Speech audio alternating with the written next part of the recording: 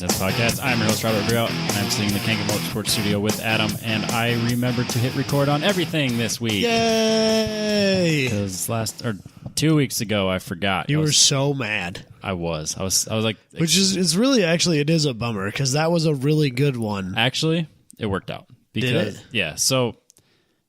I obviously forgot to hit record on the Zoom or on the OBS software, so there was no video of us or anything I had on the screen. Oh, no video of us even. Yeah, so I had. Oh, I didn't realize that. I recorded the Zoom call and I recorded the audio, but I did not record using the OBS software, which records us and the screens. So did you? So you had Booney's video? Yes. Oh. However, because it's a Zoom call, it records both sides. So anytime we're talking, it's a TenTenths podcast logo. Anytime he's talking, it shows him. Guess who talked the most? Us. Yeah. So there was like nothing useful at all. So doing a slideshow. Damn it. Old school, like how we did the back first in the day. Yeah, like the first 100 episodes or whatever. That probably worked best anyways, because otherwise you wouldn't have seen jack shit. Yeah. Yeah. Shit. But I remembered today. So there's a video there, and the audio's here. And we've been busy. Like so busy, Robbie. So busy we didn't do a show last week. Not only have we been busy doing things that are not car or podcast related. Yes. But we've also been busy doing things that are car and podcast related. Yes. So busy, in fact, that we didn't record last week. And that was not car or podcast related. No. That was just because my job is dumb. Well, when you're busy for things like Alpine Horizon. Yeah. Which takes a couple days extra. I was gone for an entire week. Yes. And then you come back and have to catch up. And then you're gone again this week. Yes. Weekend. And I had some personal things I had to deal with last weekend. Of course. Busy as hell. All the time. It never ends. No. We'll get to it, but I seriously thought I was going to be like coasting into Topeka like, oh, yeah. Yeah. We're good. Let's do this. No. Shit. Joke's on you, asshole. Yeah, shitstorm coming. But we'll get to that. I feel you, Robbie. Yeah, nice kick in the dick. That's what that was. I know. I knew it was coming. So I saw it coming. I shouldn't have said anything about the Omni on the show. That's really what it boils down to. Big mistake on your my part. behalf. Yeah. I said it because I thought maybe that it would spur me, but it's not even that. No. I have the ambition right now. I just don't have the fucking time. No. Yeah. So, and it kind of sucks because you got Alpine Horizon, week off, Mid-O, week off, 2 weeks off. No. Topeka. The same amount of time between, or there's the same amount of time between each event from Alpine to Midwest Festival. Isn't there an extra week? It goes Alpine weekend off. Yes. Mid-O weekend off. Topeka weekend off. No, there's one more weekend in there. Yeah, because it's the 19th. So no, there isn't. There's not. Fuck. No, Robbie. I thought I had an extra week in there. No, you have 2 weekends. 2-day turnaround better be fucking real. We'll get into it. Yeah. Where should we start? Should we start with my adventures? Let's do that first. Well, I guess, yeah, because mine's... There's more of yours, whereas mine we can breeze through because there's really not a whole lot to say. Okay. So we could focus on yours, then we can talk about mine at the end. Okay. Because I got a handful of things, but nothing as intense as what you've been up to. That's fair. Well, maybe intense isn't the right word. Intense in a different way. I didn't spend any time in a tent. Me neither. So we got an outdoorsy. It was wild. I didn't take any pictures of that. Never thought about it. Oh. I was running around like a chicken with my head cut off. I did a terrible job of taking pictures at Alpine. Hey, we got some. And I spent too much time just enjoying myself on vacation to take any pictures of that. But I don't really need to talk about any of that anyway. So no, that's fine. Yeah. Do we want to do anything before I roll into that? We can remind everybody to head over to Tech Boss Motorsports, TechBoss, TEKBOSS Company.com for all your pit bikes and fun around the yard toys, really. Electric and gas powered. We used a bunch of them. Hold on, my screen's kind of not helping me. We used a bunch of these at Hallett because Adam bought like 3 of them. So we had the little mini bike, and then he had a couple of the scooters. I thought Eric was gonna die because he's going down the hill, coming from like the spectator area down to our camping site. It's just like going down the hill, just gaining speed the whole way, and you're like, He's going to hit the brakes eventually, right? Just right up to us. I thought he was going to eat it. Because he was on the Mototech 48-volt, 2,000-watt, the big guy. Yeah. And that thing's quick. Yeah. So I've heard. It doesn't care who's on it. It just goes. So, yeah. I think So apparently I'm supposed to pick a few of these up before I go to Mid-Ohio from Mr. Boss. Awesome. So maybe I'll have some firsthand experiences with these next time we record. That'd be great. Yep, I've had a little, but mostly it's just driving to and from the concession stand. That's fair. But yeah, if you want to get scooters, pit bikes, little four-wheeler things, dirt bikes, you're not going to get a better deal on a high-quality product, and you're not going to get a better customer service or warranty because it's Don's warranty, and he will fix it and make it right. Word. techbosscompany.com. Use the code TenTenths to get 10% off. So I did the family vacation thing. You haven't done that in a while. I've never done that with my 5-year-old. Has never been on a vacation. Really? Huh. I don't have time or money. Yeah, I was going to say, like, I guess usually it's just like you go to like a family thing. You don't really go on vacation. No. It's not a thing. No. Was that a thing when you were a kid? Yeah. Yeah, we actually we went to Colorado a lot. Yeah, me too. I used to have an aunt that lived out there, and so we used to do that pretty regularly. Yep. And then like long racing weekends, we would do stuff here and there. I gotcha. And then like my grandparents were big into camping, and so we'd go with them once a year for like a week. But that was just me and my sister. Yeah. And my grandparents. Right. Both sets, actually. Okay. So, but yeah, that was, I mean, I probably haven't, I suppose I went, the last time I had like a real, like, proper family vacation was like my senior year. We went to Alaska. Oh, yeah. And my parents tried to kill me. Like, figuratively?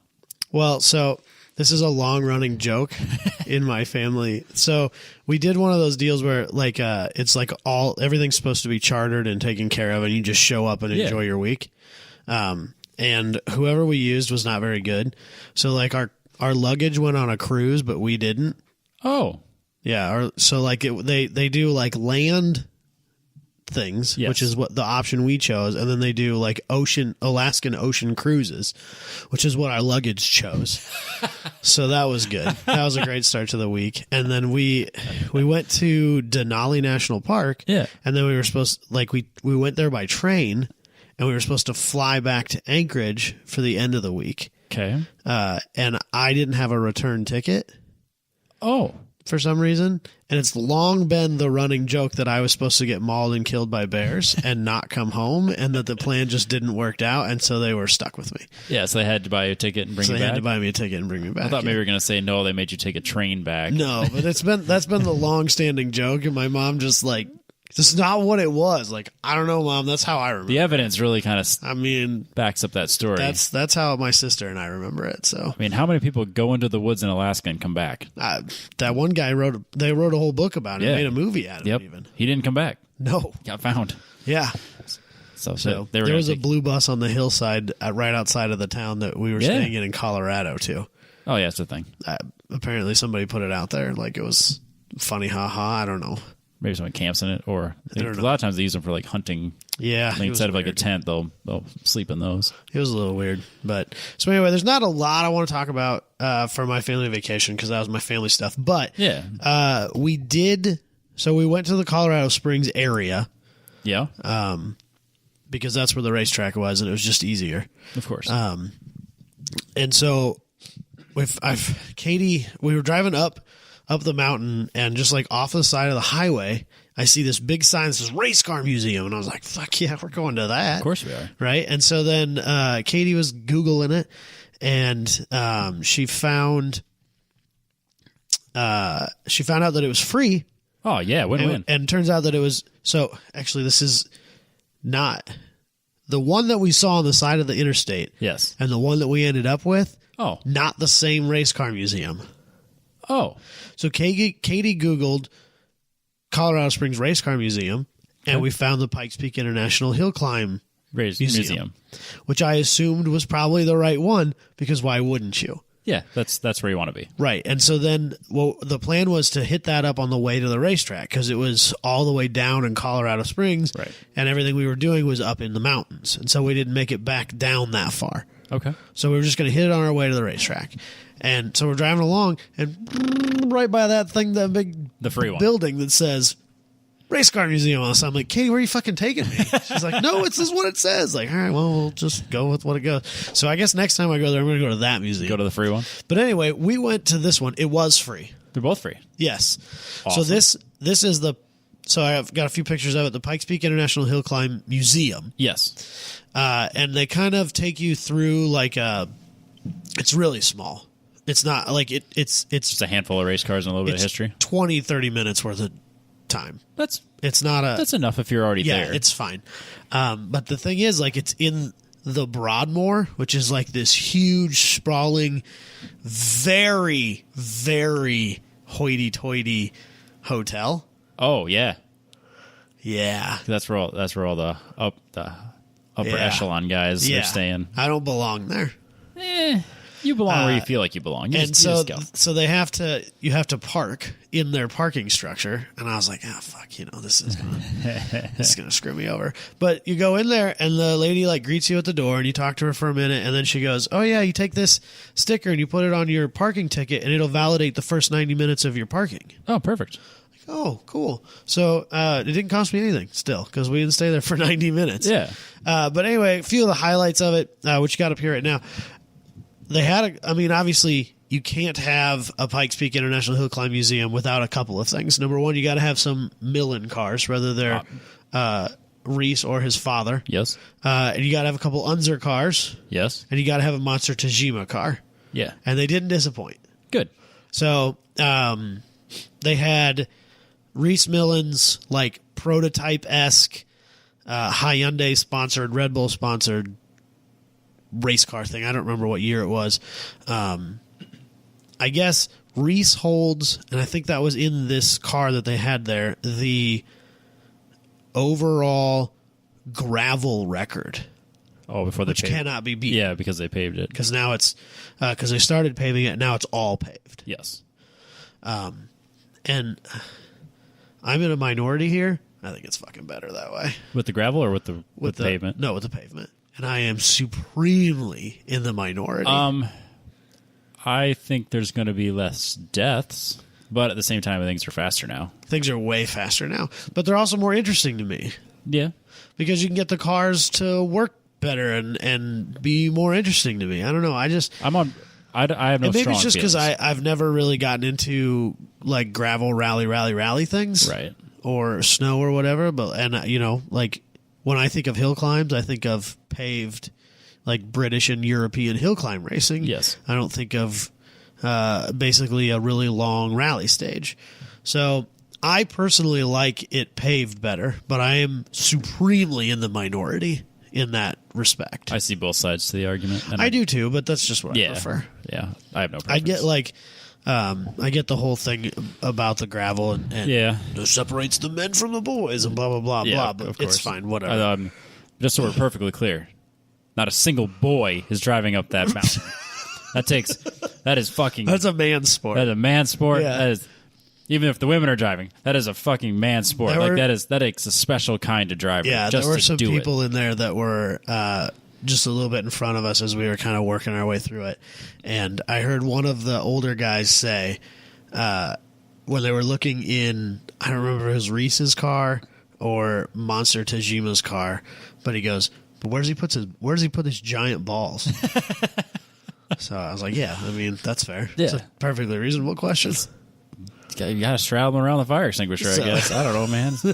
So yeah, they also had Monster Tajima's twin engine Suzuki there. Yeah, picture that. Yeah, it's in there somewhere. No. It's center drive. Okay. And there's that one right there. Yeah, it's a 4-cylinder turbocharged engine in the front and the back. Wow. So it's all-wheel drive in a sense. Yeah. Each engine drives a couple of them. Drives its front and rear axles respectively. Center drive. He sits in the middle of it. It was weird. I tried to take a picture of it, but the windows are kind of tinted and the glare was really bad, and like you couldn't tell what was going on in there. No. But yeah, it was really cool. And then they had a whole bunch of things about like the Unzer family, because they have a whole lineage of a bunch of them. I think there's 2 or 3 Unzers in the Pikes Peak International Hill Climb Hall of Fame. Makes sense. Which was there. And then one of the things that was really kind of striking to me, what I think is probably the most memorable, and for all the wrong reasons, kind of, display they had in there was Jeremy Foley's Evo. Which, I don't know, I would say we're probably creeping up on almost 10 years since this happened. But he's the one, him and, at the time that car went off the edge, they were allowed co-drivers. So him and his co-driver, the front end of the car washed out. He understeered off a cliff, took what had to have been the most insane tumble I've ever seen in any form of racing ever, and somehow managed to literally get out under their own power and walk away. Yeah, it's absolutely insane that they survived that. Which Pikes Peak for a long time has been known for, like, their safety standards are like next level compared to any other form of racing, at least in America. Like their cage rules, like you can't just show up at Pikes Peak with any old road race car and expect to pass tech. Their cage rules are even more stringent than anything that you and I have dealt with. And I think the fact that Foley and his co-driver were able to walk away from this is a real striking and shining example of that working. Right. They fell like 300 or 400 feet total, bouncing and tumbling and cartwheeling end over end the whole way down, and then came to rest in like a crevice with the front of the car facing up in the air. Yep. And in the museum, they recreated that crevice, and the chassis of the car, minus the engine now, is sitting in this crevice, and you can view it from above and you can view it straight on. Yep. And man, kind of like gives you anxiety just kind of looking at it. Yeah. Absolutely. I think that. Yeah. I mean, I totally understand why they do it, and it's a nice reminder as to like seriously what it takes to just like I said, it's absolutely the most memorable thing in there. Oh yeah. Because I mean, it's really striking. Yeah, that sticks with you. Yeah. You're not gonna walk away and be like, what was that thing I saw yesterday? No, it's seared. Yeah, I kind of look, and they were like in the picture you can see there's people above it. They were like not even sure if that was the front or the back of the car. Yeah, because it doesn't have an engine in it. Yeah, so it's a little confusing. Car people, non-car people, it's a little hard to tell because the car's really, really crumpled up. Yeah, there's not much left of it. And you can they have pictures of the in motion as it's crashing. Yeah, so there's a video where they interview both Jeremy. I can't remember his co-driver. I feel really bad about it, but I can't remember his co-driver. They interview both of them. They talk to him a little bit. They show that was one of not every camera has not every corner has a camera on it, right? But that corner happened to. So they caught it outside the car from I think 2 different angles, and then they show some in-car footage, and they had a camera on the outside of the car, and like, dude, it's wild. It's so scary. So I mean, you can Google or you can look it up on YouTube. The video's everywhere on YouTube. It's Mitsubishi Evo Pikes Peak crash. Pikes Peak, yeah. I know Evolution Dynamics was the team. I think the shop that built the car. But man, yeah. If you've seen crash montages or anything, you've probably already seen it. It's not hidden. No, it's got to be. It's one of those things where the first time you see it, if you don't have any reference point to it, you're like, well, I just watched somebody die. Yeah, for sure. Yeah. You don't fall that far for that long and just walk away. And somehow they got, not only did they get out of it alive, but they did it without safety crew help. Absolutely like crazy. By the time because obviously it's not easy to get there. No. So, I mean, it's just as dangerous for the safety crew to go down there. Yeah, you need to basically rappel to them or get airlifted in and out. And so it took them a long time to get down there. And, I mean, they got out of the car by themselves, which is insane to me. Yeah. So, I don't know. That was cool. The whole thing is really neat. There was, like, they had, like, I think it was the first electric car to go up the mountain. It was a prototype. They just had it, like, hanging on the wall. Like, here it is. And not that one. No. And, you know, I mean, there's a lot of cool stuff in there. It was kind of cool. They have, like, little booklets that you can go through, like, year by year, and you can see, like, where everybody who competed in each year placed. And so, like, I'm going through there and, like, I mean, there's a lot of people whose names I know. Oh, like, yeah. People who I've talked to and intermingled with through grid life and stuff like that. You know, Cody Loveland, Adam DeBay has been, I mean, he's never raced up it. He was a pit crew. But he says the year that he went there with Cody Loveland when he had an NSX was the most stressful week of his life. And I think anybody who knows Adam, that's saying something, because he's stressed all the time. He's stressed right now. Right now, he's more stressed than anybody else I know, probably. Yeah.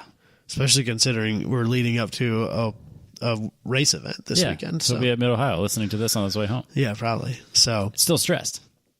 Yeah. Mad at himself for doing something that nobody else noticed. Nobody else noticed or cared about. Yeah, but he did it wrong. Yep. And he's mad about it, and he's stressed about it, and he's determined to never let it happen again. Yep. He may be talking to us about it, like texting us. So, but yeah, you know, Will Young's in there. Yep. I mean, there's a lot of time attack drivers and grid life competitors and famous people too, like famous race car drivers. Yep. Really famous race car drivers, just like running up Pikes Peak. Huh. So I can't decide if that's like a really, really bucket list event for me to compete in, or like I don't ever need to do that. I think that's one of those things I see exactly. So it's a little bit of both. Yeah, I'd love to do it just to do it, but at the same time, I don't know that I want to. Even just driving up, I was just driving to the top just to do it, just to on a vacation. I'm driving up thinking this would be so sick to race up, but in that same thought, I'm like, but I could die. Yeah, like really die. Yeah. So there's that. So we stayed in a hotel. So when we were looking for hotels options, and everything in Colorado Springs is $200 a night or more. Or if they're not, it's this shitty little cabin. No, they still that has are. No air conditioning. No, they still are right now. Was it $200? Yeah, because everybody wants to get out of their house right now. Oh, fair. I was going to say ours was slightly less than that, but yeah, we had the same experience. Katie and I were like, well, I mean, that means this is a non-starter. Then. Yeah, $200. You know, like, we're not going on vacation motel for that. Like, I can't. No. So she found this hotel that was, unbeknownst to us at the time, not physically connected, but connected to a casino. Oh, that's which nice. They advertise as being the world's highest casino, and I think they were specifically talking about elevation and not just that everyone was high there. I could see both sides. Yeah, in Colorado. they might be right either way, but it's like 45 minutes up the mountain. Okay, and you drive this like wicked road. Like it was a blast. Yeah. But there are spots in there where like you can't see the bottom of the canyon that's right on the other side. Like, you know, Katie could have reached out her passenger side window and touched the barrier. Yep. And on the other side is almost a sheer drop. Yeah, nothingness. For hundreds of feet. And I'm like, God damn, this shit's crazy. Yep. It was a ton of fun. Oh, yeah. But it's crazy. Yeah, mountain driving is always interesting. But the real heroes on the roads out there, the tour bus drivers. Yeah, that's insane. Because those guys were hustling. Yeah. They're taking full-size buses faster than I'm taking a corner in a little... I mean, granted, I was in a minivan. True. But it's not like the worst handling vehicle I've ever driven. No. And like they weren't slowing me down. I'll tell you that. Yeah, they know their roads, but man, that's crazy. Wild. So did you spend the whole weekend in the casino, I assume? We tried to go in there once to eat, and they told me it was a 45-minute wait to be seated. And so then we decided we weren't going to eat there, but we were in this, like, so we stayed in this town called Cripple Creek. Yep. And it was like literally population 1,500 people. Yeah. And so with the exception of the casino, there's nothing there. Nope. So you can't go eat anywhere else. Nope. And so we were like, well, we're not waiting 45 minutes. So we drove 2 45 hours. minutes back down the mountain to go eat there instead. Yeah, yeah. But this way you found something you wanted to eat, right? We ate a Waffle House. Katie'd never eaten at a Waffle House. Hey, you know who also has never eaten at Waffle House and could have but didn't? You've never eaten at a Waffle House? I don't think so. Really? You want to know what's fucked up about that? Booney just left you Yeah, by yourself. Did we talk about this on the show? No. Yeah. So we're at the hotel Saturday night before we go over to Road Atlanta. So we crash early. It's like 10 o'clock. I'm already in bed. And then they wake up. Him and Swanson wake up at like 3 in the morning. Can't sleep. They're like, man, let's just go get Waffle House. They didn't fucking wake me up. They went and got Waffle House at 3 in the morning and then just got back and like, hey, I brought you this single piece of bacon, which is worse than bringing me a whole meal. Just don't bring me anything. Worse than bringing you nothing. Yeah, just don't bring me anything. So I'm really conflicted by this, Robbie. Because you want them to hurt me. But also, I mean, yes, I do want them to hurt you emotionally, not physically. I would never wish that upon you, at least. But at the same time, I want to be on your side with this because then I can talk about how shitty of a person Booney is. Right. And so I don't even know where to go with this. There's nothing better than hash browns and eggs at 3 in the morning. And they make like the best hash browns. Yeah. Yeah. I know that much. So pumped. Even the Bloodhound Gang has Waffle House hash browns in their song. Yeah. Yeah. But no, I didn't get to. You should try it sometime, Robbie. I would have. Yeah. They're everywhere in Atlanta or Georgia. They're not everywhere here. No. I think there's one in Kansas City. I'm not driving to Kansas City. I'll just go to Village Inn. That's close. That's way better than Perkins. Yeah. I'm ready to start a fight because Perkins sucks. Their hash browns are god awful, and they should be ashamed of it. I won't argue with that. Village Inn is so cheap, though. It's so good for how cheap it is. Yeah, that's my favorite part. Is like, here's this $5 breakfast, and it's like a plate full of food. It's forgivable. Like their hash browns aren't the best, but the price is so low, it's forgivable. Absolutely. Perkins has no excuse. They should be ashamed. They have like a $10 muffin, you know. And their hash browns are the worst hash browns I've ever had. Terrible. I've made better hash browns in the microwave. It's god awful. Terrible. So, anyway, the whole reason I went to Colorado, yeah, you did stuff there, was for my 3rd trip to Alpine Horizon Festival. I've only been there once. So, this year was Return of the Music. Yep.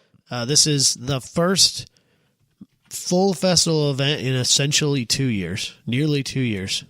Yeah, because it would have been October. The last Midwest festival, or no, the last South festival. No, Alpine. No, South. Yeah, because 2019 it went Midwest, South, Alpine. Or no, sorry, Midwest, Alpine, South. Yes, and they were like a week apart. Yes, Adam was ready to die. Understandably, that would be awful. Yeah, it was 2 awful. festivals in a month, let alone back to back. Yeah, like that. I think there was a weekend in between. Right, insanity. That's his own fault for scheduling it that way, though. It's Chris's fault. It's Adam's fault. That's fine. But yeah, so this was the first music festival since the last Road Atlanta South Festival. Almost 2 years. Yeah. Wow, it has been a while because the last Midwest one I was at was and Alpine both last year. The last one that you and I were at together was when we announced. Yeah, we were the original live stream. Yep, with Michael. Yeah, it was raining a lot. Yeah, we had a lot of dead air. Hurricane grid life. Yep. Yeah, because we had our tent next to the track. Yeah. So that's. I mean, that's been a long time. That's been a time. Yeah, a lot of things have changed. Yeah, for a lot of people. Yeah. So, but anyway, so I was pretty excited about that. Got to bring my wife and kid. Much like me, they're not party people. No. At least I don't think my 5-year-old is. Turns out he's not. He's probably just like us. Yeah, he's pretty lame, which is fine. Yeah, it's good though. It's better that way. Pro him being lame. Don't get me wrong. So sold out event. Yes, I saw it wasn't until like the day of. Yeah, Friday afternoon, they announced that Saturday GA tickets were sold out and that Saturday would be a complete full house. Which is like, what, 12,000 people? Not quite. So I talked to Adam about it because I was kind of curious. I was like, so how do you determine? How do you determine how many tickets you're going to sell and like what's a sellout? Right. And he told me that they have like a model of PPIR and they like place imaginary people in that model and they try and determine like how many human beings per square yard or square foot or whatever seems reasonable. Yep. While still allowing for people to walk around and cars to move to and fro and not to be insane. Yep. And apparently that number was around 6,500 GA tickets. Plus, and then along with staff and drivers and their crew and VIPs, somewhere around 8,500 people. Okay.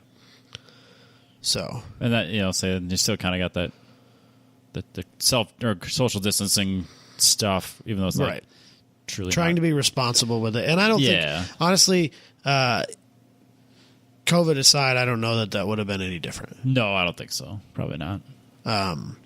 Because there was more room in the concert area. Like there could have been a bigger crowd there. Right. But like walking through the paddock.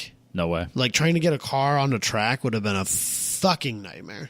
I don't think you can put more people in there without it just being too difficult for the drivers or like turning it into a situation where you can't allow general admission people into the paddock area, which takes away a lot of the. No, you want that. You want that ability. And so I think, that's just what it is. Yep, it's the nature of the beast. So, but yeah, it was fun. I did all the Time Attack live streaming with Kyle and or Tom. How did that go? Because Tom's kind of naturally good at commentating, like scarily good. But I know you guys don't know each other that well. I don't know Tom at all. And then this is almost literally the first time I've ever talked to Tom. Yep. And then Kyle knows play-by-play really well, which works great for wheel to wheel. But not so much necessarily with Time Attack. No. So I honestly didn't get a chance to watch a lot of it. Like I said when I was at Autobahn, Kyle's like insanely good at what he does. Yeah, for sure. So good, in fact, that he's doing like real professional level televised commentating next weekend while we're supposed to be at Mid-O, and he can't go. Yes. Because he has like that is his full-time job. Not only through Grid Life, but also through World Challenge and SRO. And SimTV. That's not. I don't even think that's that's just him. That's not a paying gig. Well, I think he does get paid a little bit, but I think that's just like a winter side gig. Okay, that makes sense. Like off season. Yeah, they do that in the off season. So, and I don't think that's like I don't know, but I would guess that the money that is creating is not the same. No, I would imagine not. So Kyle's very good at this. He takes it very seriously. He's very professional about it. Very sure. But Kyle will be the first one to tell you he's not I don't want to say he's not a car guy, but he's not like me where he's grown up in it. He's not like he loves racing. Yes, but he's not nerding out over the builds like you do. Right. And so I let Kyle lead because he's very good at it, and he should be. Makes sense. And I should just be color commentary for the most part, and I'm perfectly fine with that. No, it works. It works well because I have no ego when it comes to this. I'm not good, so it's fine. I'm not hurt by that in any way, shape, or form. But he really, because he knows it, he wants to talk about what's going on screen. And so there were a few times where like I really wanted to add something I knew about the driver, the car, the class, the situation, whatever that was, that I don't get the chance to because he's so focused on what's happening on the screen. Okay. and trying to manage that. And it's hard sometimes for me to step in there and say something. Yeah, and you don't want to be talking over each other, and like, right. and that chemistry takes time. You don't. Right. It's real hard for two people to just get thrown on a mic together and say, "Okay, now go." Don't talk over each other. Right.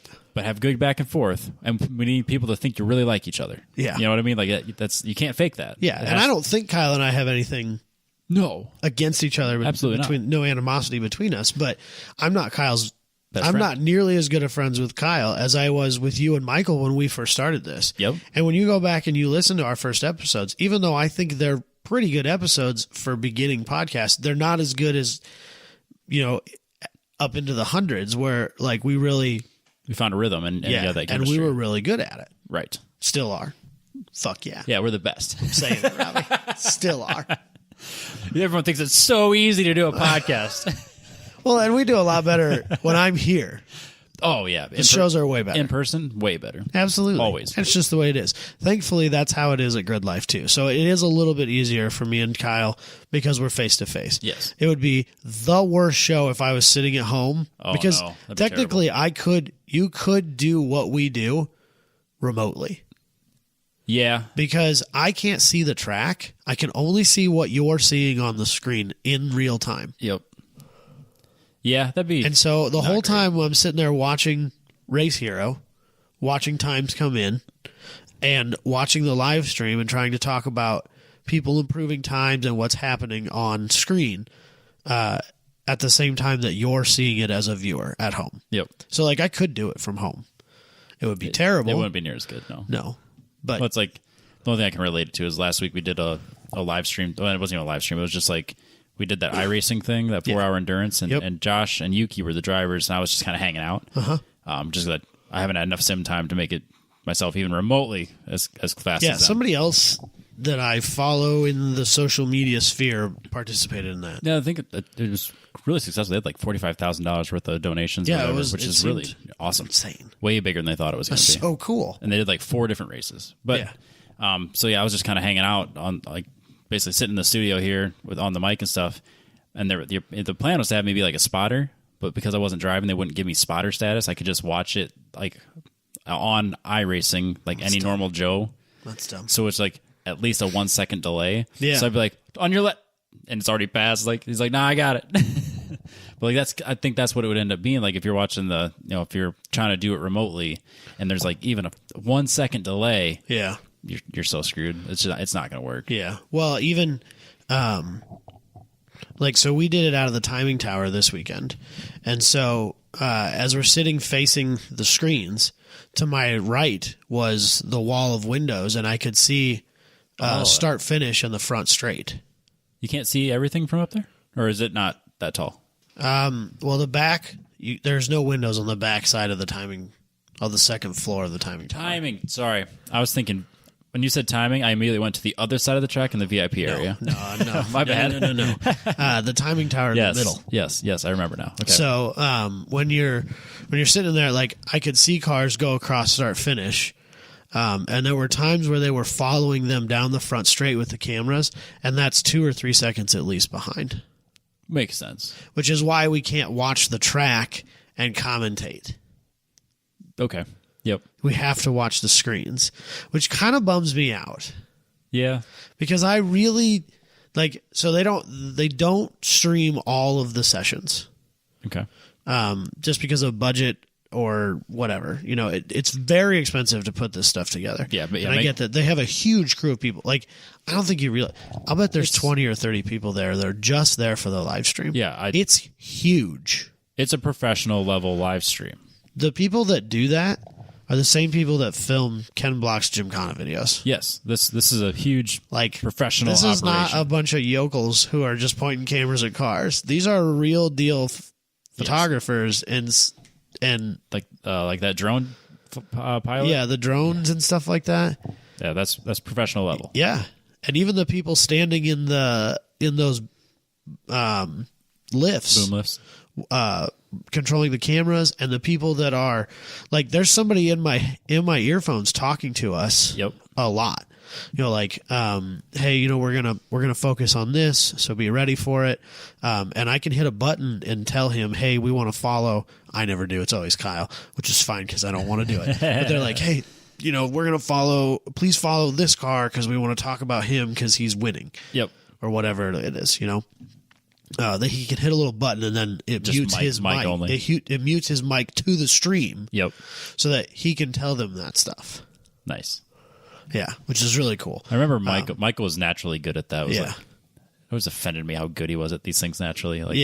Because he's like, pick up a mic, and I was like, it's in his ear, and he's like pushing all these buttons. And he just knows how to do it, and I'm like, I can barely even talk on this stupid thing. I think in a former life, Mike did a lot of that stuff. Yeah, he was good. I remember that. His dad was really heavily involved in stuff around here, and so I think he grew up doing a lot of stuff like that. I can see that. And Michael was always he would always kind of segment his life into parts, and compartmentalized it, and so he wouldn't we don't talk about that part of his life. Yeah, because that was before. And so you're in this part of my life, so you don't need to know what happened. He's before. in a different part of his life now, and there was no podcast. Yeah. So that's probably how that goes. I would assume. But yeah. So I don't know.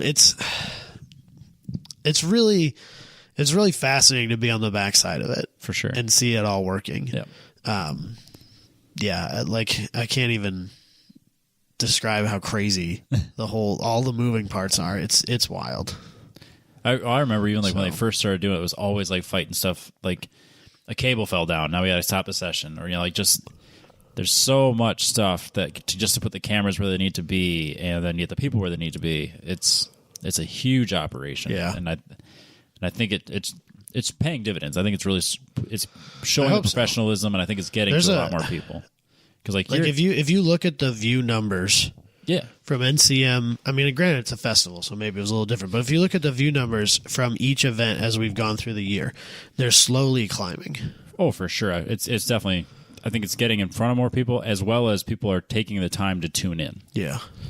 I mean, if I'm at home and I'm not knee deep in some sort of project, I'm absolutely watching. Yeah. If I'm gone, I'm obviously not streaming on my phone all the time, but yeah. Sometimes it's scary to me how many people, because I don't know, maybe it feels different than this.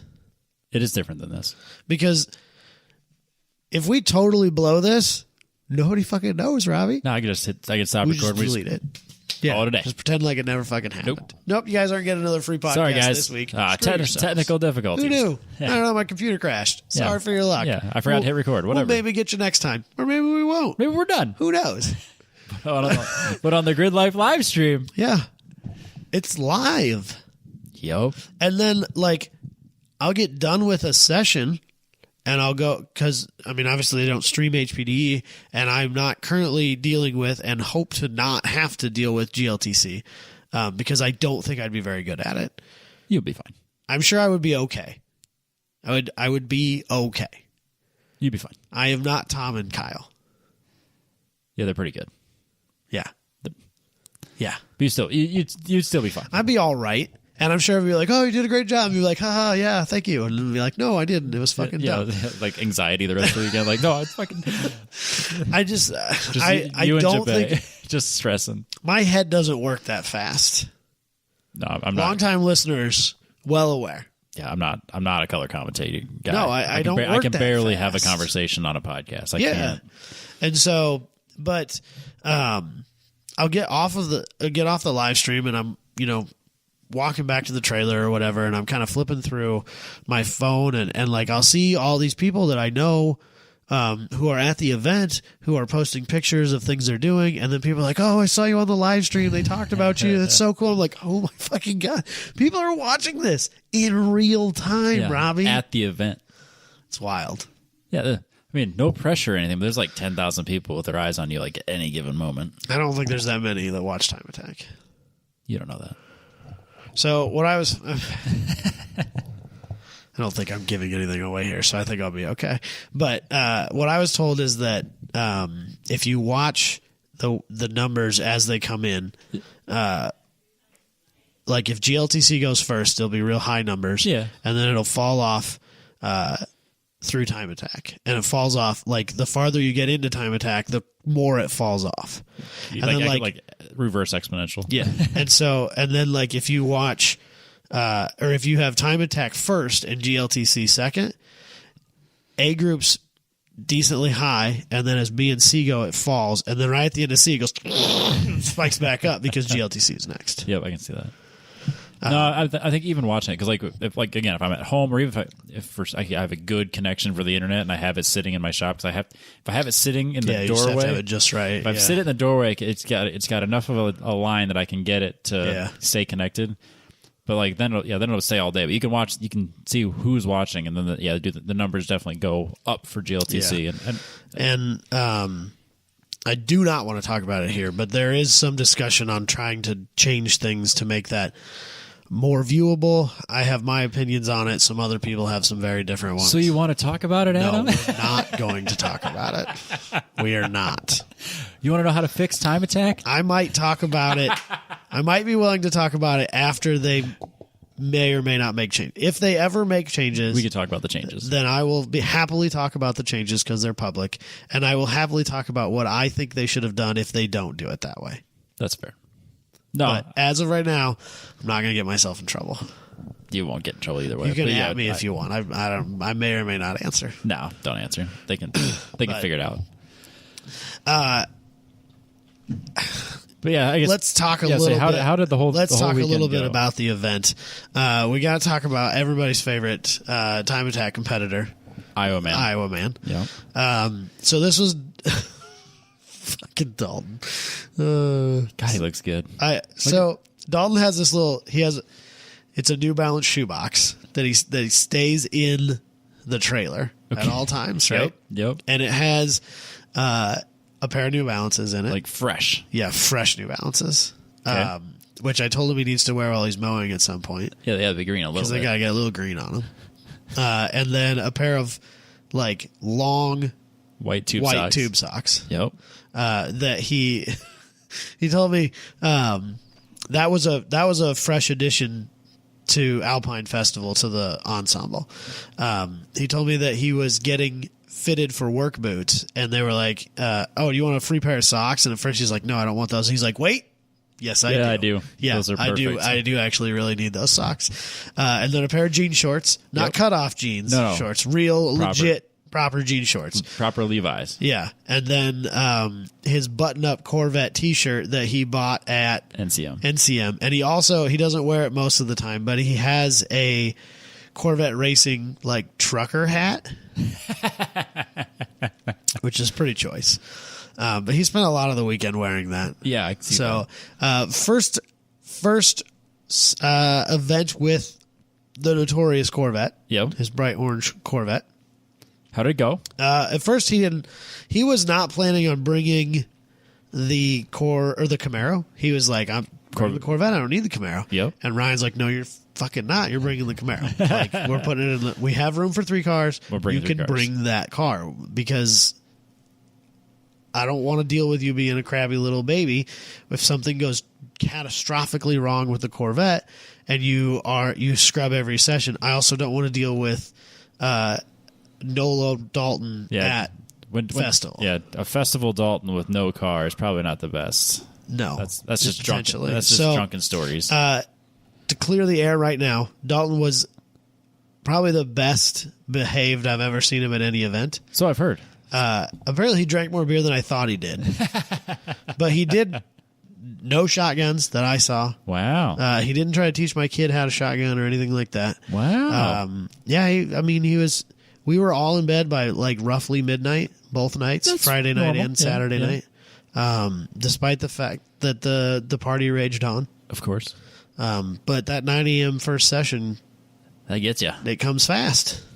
Yeah, and you don't want to do that hungover or still drunk. No, that's the best time to go fast in time attack is the first session of the day. Right. So, but anyway, the car was most of the way there when it arrived. Most of the way assembled, not set up. No, we did have to change some things before we felt comfortable sending it on track. Who is we? Like when you say before we felt comfortable. Me, Josh, and Ryan. Okay, I just want to make sure because I felt like Dalton was comfortable. Dalton was like, ready to the things that I fixed, and we're just going to leave it out. But the things that I fixed, he was perfectly fine with. And I was like, abso-fucking-lutely not. We're not. Because it took me 10 minutes to fix. A couple, just get things like 10 minutes sorted. Each. Yeah. And he was like, they're fine. We don't need to touch this. I'm like, no, we do.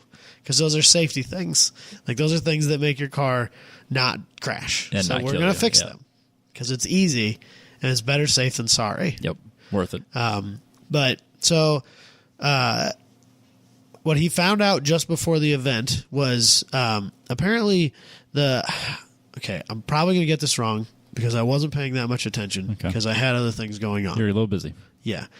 Between trying to manage a wife and a kid and fix live streams, dumb things, and I wasn't super paying. This was Thursday night when we got there. Oh, okay. I wasn't super paying attention to what was going on. But apparently, in the C6 Corvette, the fuel pressure regulator, I think, is built into the factory fuel filter housing. Yes, because that's a common thing to use for an LS swap. And he took it out, the factory fuel filter. Yes. And put an aftermarket fuel filter in there. Yes. And didn't know that the fuel pressure regulator went out with it. Yes. And so he had like at least 160 psi of fuel pressure at the rail. But he doesn't have a gauge to tell him this. No. And so he argued with the tuner about, I don't need to put a gauge on here. Just put a fucking gauge on there and let's find out. So we put a gauge and went, ping. Okay, well, let's fix that. So apparently the solution is a C5 does not have that. Okay. The fuel pressure regulator goes with the fuel pump system that is in the tank. Okay. So we brought all those parts and we hacked it together at the track. Oh, good. And got it to work. Yeah, hack together at the track is the way to do it. It's fine, Robbie. It's fine. Especially it's not like a fuel system. It wasn't under the hood, at least. Fair, I guess. I mean, if we're going to hack a fuel regulator into a car, at least have it outside of the hood. Yeah. Have it behind you. Yeah, that's fine. If there's a fire behind you, it's less important the fire in front of than you. a fire in front of you. Yeah, because you're going towards it. Yeah, and then the fire is going away from you. Yeah, the wind helps. It's less of a problem. Plus, he's got a great. Oh wait. I'm trying not to be too critical of him because I feel like sometimes we're a little like overly critical of him. I'm not critical. Okay, I'm a little critical, but it's all in love. Sometimes I feel bad, like genuinely feel bad about it. But yeah, we do that in the group chat too. We'll poke until it's not fun for the person being poked, and then it's like we should stop. Because we did that to you the other day. We poked until it wasn't fun anymore, and then we're like, we should probably leave him alone. Yeah. Yeah, I get testy really quick. It happens. Lately. You're a little busy and stressed. But anyway, so we got that sorted out, got a fuel pressure regulator in the car, but the problem is that the car was tuned with no fuel pressure regulator. So with a fuel pressure regulator, we're probably going to run it really lean. Yep. And so Josh Fettis came out there, and he was able to talk his boss, who is Dalton's tuner, into kind of on the fly remote tuning, fixing it ish. And he said, I'm certain the car is safe. You'll be fine. Okay. But our backup plan was that Alex Pikes of Pikes Performance, who is Ferris's tuner, was ready and at the keyboard if tuner number one was busy or whatever. Well, that's good. We had a backup plan. We wanted to keep it in, tuner number one's it's his wheelhouse. It's It's his business. He sold Dalton the parts. It's just best that way. It's good etiquette. Yeah. So he was able to fix it. So that issue averted. Nice. We got out on the track. Dalton, for the first session, Dalton was out there. Dalton came back in. The car, he killed it and coasted in. Oh, that's never a good sign. And so we're like, great. He came back early, like 2 laps in. Oh, he didn't do a session. He did laps. No, he did like 2 laps. Oh. Like he was way early on the session. Okay. And this was before the live stream happened, so I was just kind of hanging out. Yep. First session of Friday morning. Came back in, and he's like, the car just straight to red line. Oh. Like, soon as you hit the key, Yep. like, just 7,500 RPM. So we're like, okay, well, so many things have changed. We don't even know where to start. So the easiest thing was it is drive-by-wire. Yep. So the easiest thing was like, we don't really trust the wiring harness after the first one he got had some significant quality control issues. This is a purchased one. Yes. Oh. He didn't build it. He bought a plug-and-play harness for the ECU he has. Oh, that should be so built easy. by the ECU manufacturer. Right. And the first one he got was really, really bad. And they replaced it. Okay. No questions asked. Good. For the most part. And the second one seemed much better, but we're still a little sus, right? Naturally. So we're going over everything. We pull the intake tube off, thinking like maybe it's just like grounded out somehow, and it's just pegging the throttle body wide open. Yeah, something weird. Or something stupid. Nope. I'll get flat there. close. Like, okay, so you're getting some unmetered air in there, but like that's not a vacuum leak. No. You know? But he did take the power steering system completely out. Okay. And the vacuum line that goes from, I assume, the intake manifold to the brake booster Yes. is a pretty big one. Yes. So we're like, well, maybe. Checked it. No, everything seems right. All right, well, I don't know what to do. Let's just take the intake manifold off. Like, make sure you didn't blow a gasket out. Make sure anything went wrong. Whatever, who knows? So he has the factory LS7 intake manifold. Yep. But it has been ported, which is a very common thing to do with this manifold. The guy that did it's done 100 of them before. Yeah. No reason to think twice about it. But there are inside of that intake manifold, there are 3 like inch diameter, for lack of a better term, plastic dowel rods that go from the top to the bottom inside of it. And what he does is he drills out from the bottom. He drills those 3 out and then breaks them and gets them out of the way. Yep. And then he uses frost plugs that he epoxies in those holes where he drilled in the bottom. Yep. And one of those, the epoxy didn't take or didn't set or didn't use enough or God knows what. But the frost plug, gone. Thank God, fell out and landed in the valley pan instead of getting sucked into the engine and fucking... I mean... Yeah, what are the chances of it falling out, not in? Yeah. He got lucky. Very. Yeah. Oh, man. I mean, this is an engine on break-in oil right now. Yeah. But he goes, well, I made like a half a lap at wide open throttle, so it's broke in now. So Josh ran to Colorado Springs. He went to Walmart because he had to get a few other little things that we were trying to, like, I don't know, Dalton forgot like a charge cable or some shit like that for his laptop. Yep. So we couldn't. Oh, shoot. Yeah. That's not like just something you can go get at a Walmart. I don't know. We were trying. Well, he has a USB-C plug that you can charge the computer through. Or I don't know. I don't remember what all there was. I was busy. That was by the time we figured this out. I was back into doing live stream things, so I didn't really get to be a whole lot involved in this. But Josh went to Walmart, got whatever it was he needed from that, and then he was looking for some sort of metal we could use to patch an epoxy in place. Yep. And he found some metal to plastic specific epoxy. Yep. And the only piece of sheet metal he could find quickly in Walmart was a putty knife. Like a big, flat, drywalling putty knife. How did you cut it? With a death wheel. Well, that's good he had a death wheel there. Yeah. So Dalton's a slumlord.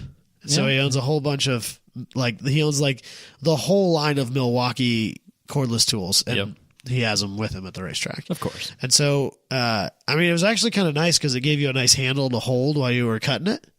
As you were shooting sparks into your hand and eyeballs. I mean, one person holds it and does look away while the other guy's death wheeling. It was perfectly safe. OSHA wouldn't have questioned it in any way, shape, or form. You're not a business. So that we got that done, epoxied it in place, put some weight on it. It said it would take 30 minutes for the epoxy to set fully. Yep. So we waited 30 minutes before we put the intake on. Oh, yeah. You're fine. Figured that gives us another 15-minute buffer zone. And no issues the rest of the weekend with that. Perfect. So I wouldn't even touch it again. Just leave it. I don't think he plans on it. Nah, well, yeah, Probably forgotten about it by if now. it's not broken, don't fix it. There are plenty of other things on that car that need addressing. That is the least of our that ain't concerns one of them at this point. That ain't one of them. It's fine. There might be a small vacuum leak here and there around it, but you know what? A little unmetered air never hurt anybody. It's fine. Probably. Yeah. Allegedly. It's fine. So yeah, that was our interesting, our most interesting thing that we had to fix. He put a whole new brake system in there, made it manual. There's no power assisted brake in it. Put a tilt and pedal box in there. Oh, geez. With the bias knob and all that stuff. So we had to sort out the brake bias. The first time he went out there, he found out he didn't have it right at all. Yeah. And spun it. Did he start with it like not all the way on rear? Like, because basically, what like I don't even remember I'll say usually when you start, you get in the car and you just like turn it to all the way. Well, and then you work your way back from there. So this is what I kind of gathered trying to help him figure out. So it comes with 2 stickers. Yep. The brake bias knob, right? It comes with 2 stickers, okay. And one has an F on the left side and an R on the right side for front and rear. Yep. And the other one is reversed, right? Yep. And I don't know why, but Dalton put both stickers in the car. Great. One of them was right by where he mounted the bias knob, and the other one was up on the dash. Oh, shit. And so he went out, and he spun the car, and he panicked because he couldn't remember which sticker was the right sticker, and he just came back in. Shit. So, yeah. See, mine just says increase and decrease. I had to look it up. I was like, what am I increasing and decreasing? Am I increasing the pressure to the rears, or am I increasing the pressure to the front? Right. So there's a bar so it's got 2 master cylinders. Yep. And there's a bar that on a pivot that changes the amount of throw. Oh, yeah. The front and rear one gets when you push the pedal. So you push the pedal. If you have more front bias, yep. When you push the pedal all the way to the floor, the front master cylinder, the way that bar is set, will push further, yep. Applying more braking force to the front. Gotcha. So I think what we did was we set it so that, because then, so you try and get the car close with the bar. Yes. And then fine tune it with the knob. Yes. Because the knob only has so much adjustment. Correct. It does not go all the way from one extreme to the other. It only adjusts that bar a little bit. Yep. So you have to fine tune the car stopping on the bar, which you can't adjust on the fly. No. So you got to take a guess and go out and see where it is, and then turn it with the wheel, and then make that the new normal. Yep. And then go out and see. And so there's a little bit of playing around with it. Oh, yeah. You could take a whole day. It's a really good system. Yeah. For sure. But he didn't have any confidence in it, which I totally get. He shouldn't have. Don't blame him for that. No, that's not. I mean, I'm glad that he didn't. Yeah. Because there's a lot of walls to hit in a Roval. Only everywhere. And there's a few pretty major braking zones. Yeah, there are. So yeah, we kind of got that dialed in after the first session, but the first session that he went out and completed the whole session, or most of the session, where he had, where it was also live streamed. Kyle had come and talked to me on Thursday while I was working on Dalton's car with him and Ryan. Yep. And so he knew I was here with the bright orange Corvette. Yep. And so he was asking me questions about the Corvette, and we were following Dalton around on the track at the time. And that was when Dalton spun the car. Of course. Because the brakes, and he also figured out that, like, until at least he gets more used to it, he can't shift. He can't, like, downshift and brake and turn and all that at the same time. No. Even with the sequential in there, like, there's still a learning curve. And I think, like, the first couple sessions, I think he was like, this is the fucking coolest thing in the world. I'm going to shift it as often as I possibly can. And so, again, learning curve. Of course. But so we're chasing him around, talking about all the things he's been going through at the weekend, and then it's a brand new build, and it's practically a brand new car. And then he spun it right there in front of it. And the live stream team, as we've discussed, professionals. Oh, yes. And so not only were they Johnny on the spot, but, like, they instantly had the slow-mo replay. And so we got to live it all again in glorious slow motion. It was so good because, like, you're talking about it, and he's like, yeah, we were adjusting the brakes earlier, and we're not sure if we have it set up right. And he's like, nope. No, we clearly didn't get it set up right. We're not there yet. It was the best. That's so good. Such a good professional.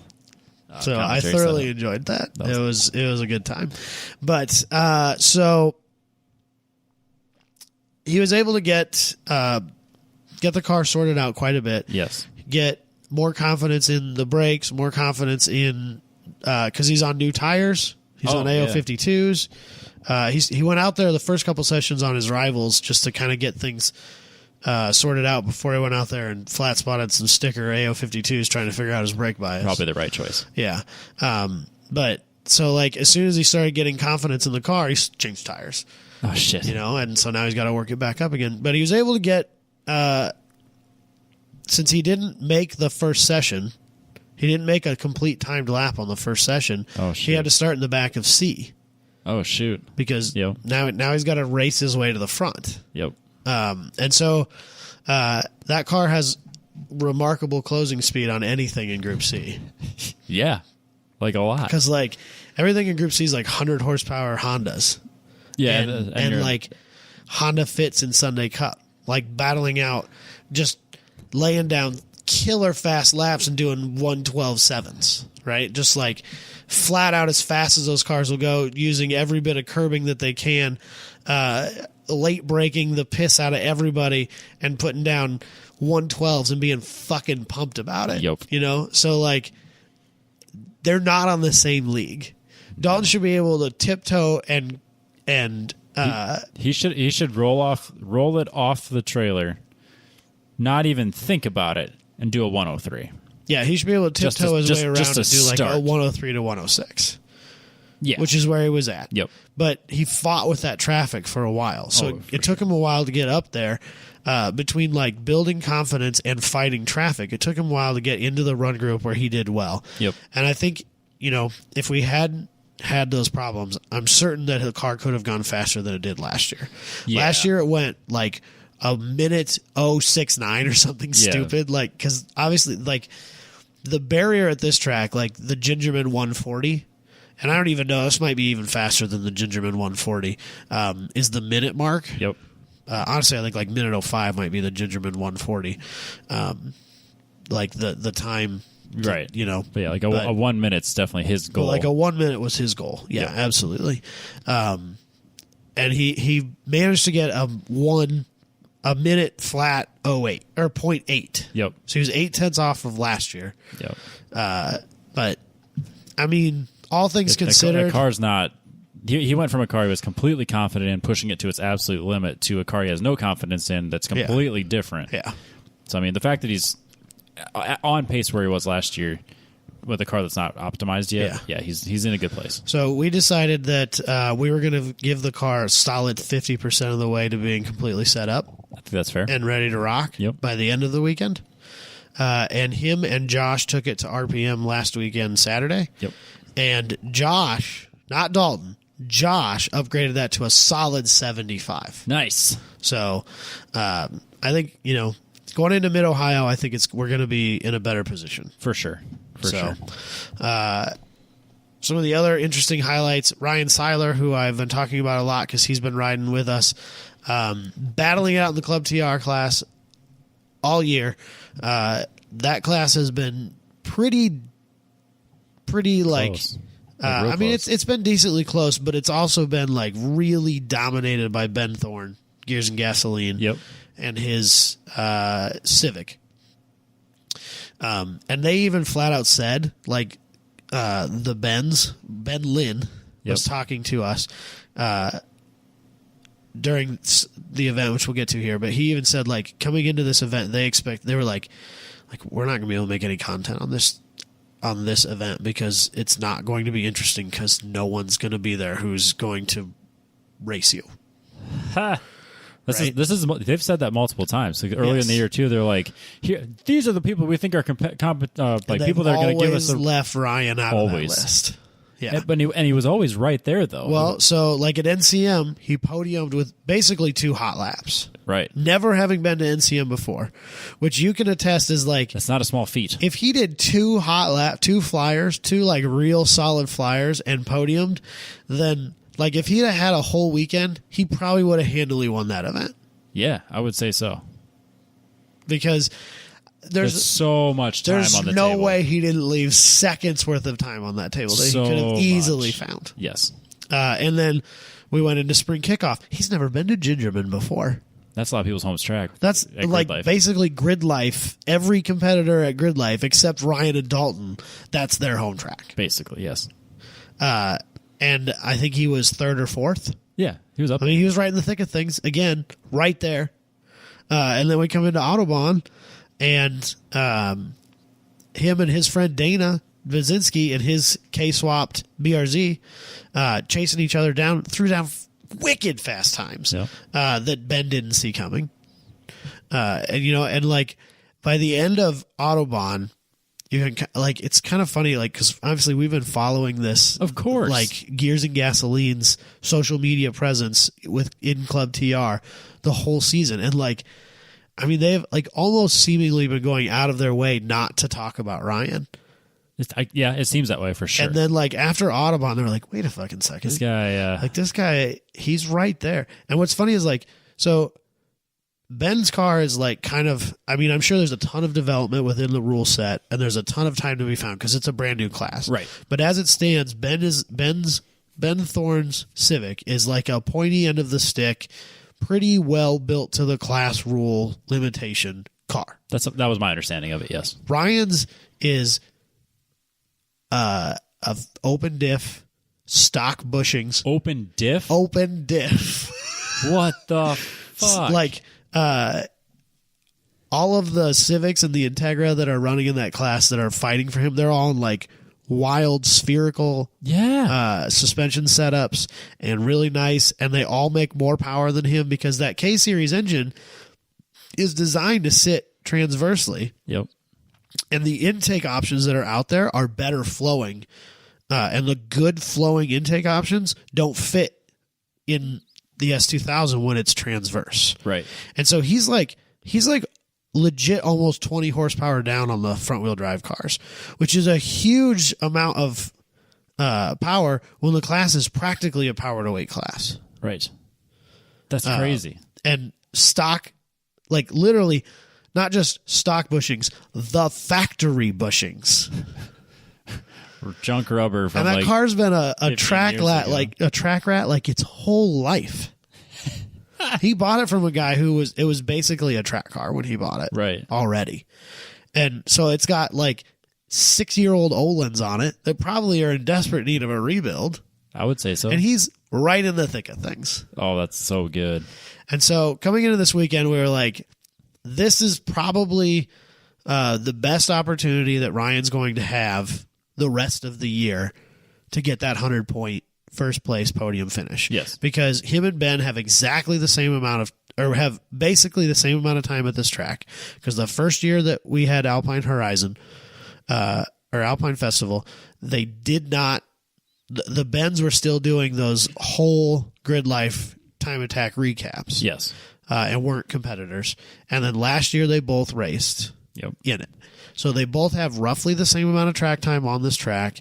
The track is so short that some of the things that Ben's car shines in aren't as advantageous, right.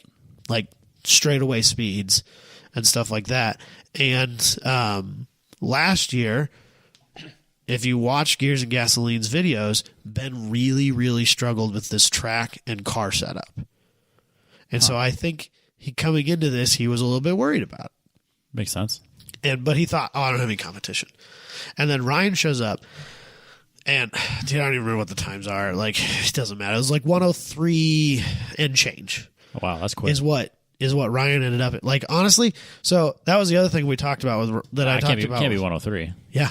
The same time as Dalton? Dalton ran a 1-0. 1-0. Still, damn, that's fine. Yeah, Dalton's got twice the horsepower and twice the tire, almost, to go 3 seconds faster than Ryan. God damn. Well, and the other thing is, like, Ryan's times that he put together, and I've already talked about this, so I'm not, like, singing his praises that he's going to hear and he hasn't heard before, because I've already talked to him about this. he's solidly mid-pack GLTC there this weekend. Yeah. Like real close to some of the front-running cars in a car that's frankly way underdeveloped compared to a lot of those GLTC cars. For sure. And he has similar power and similar weight, but way less tire.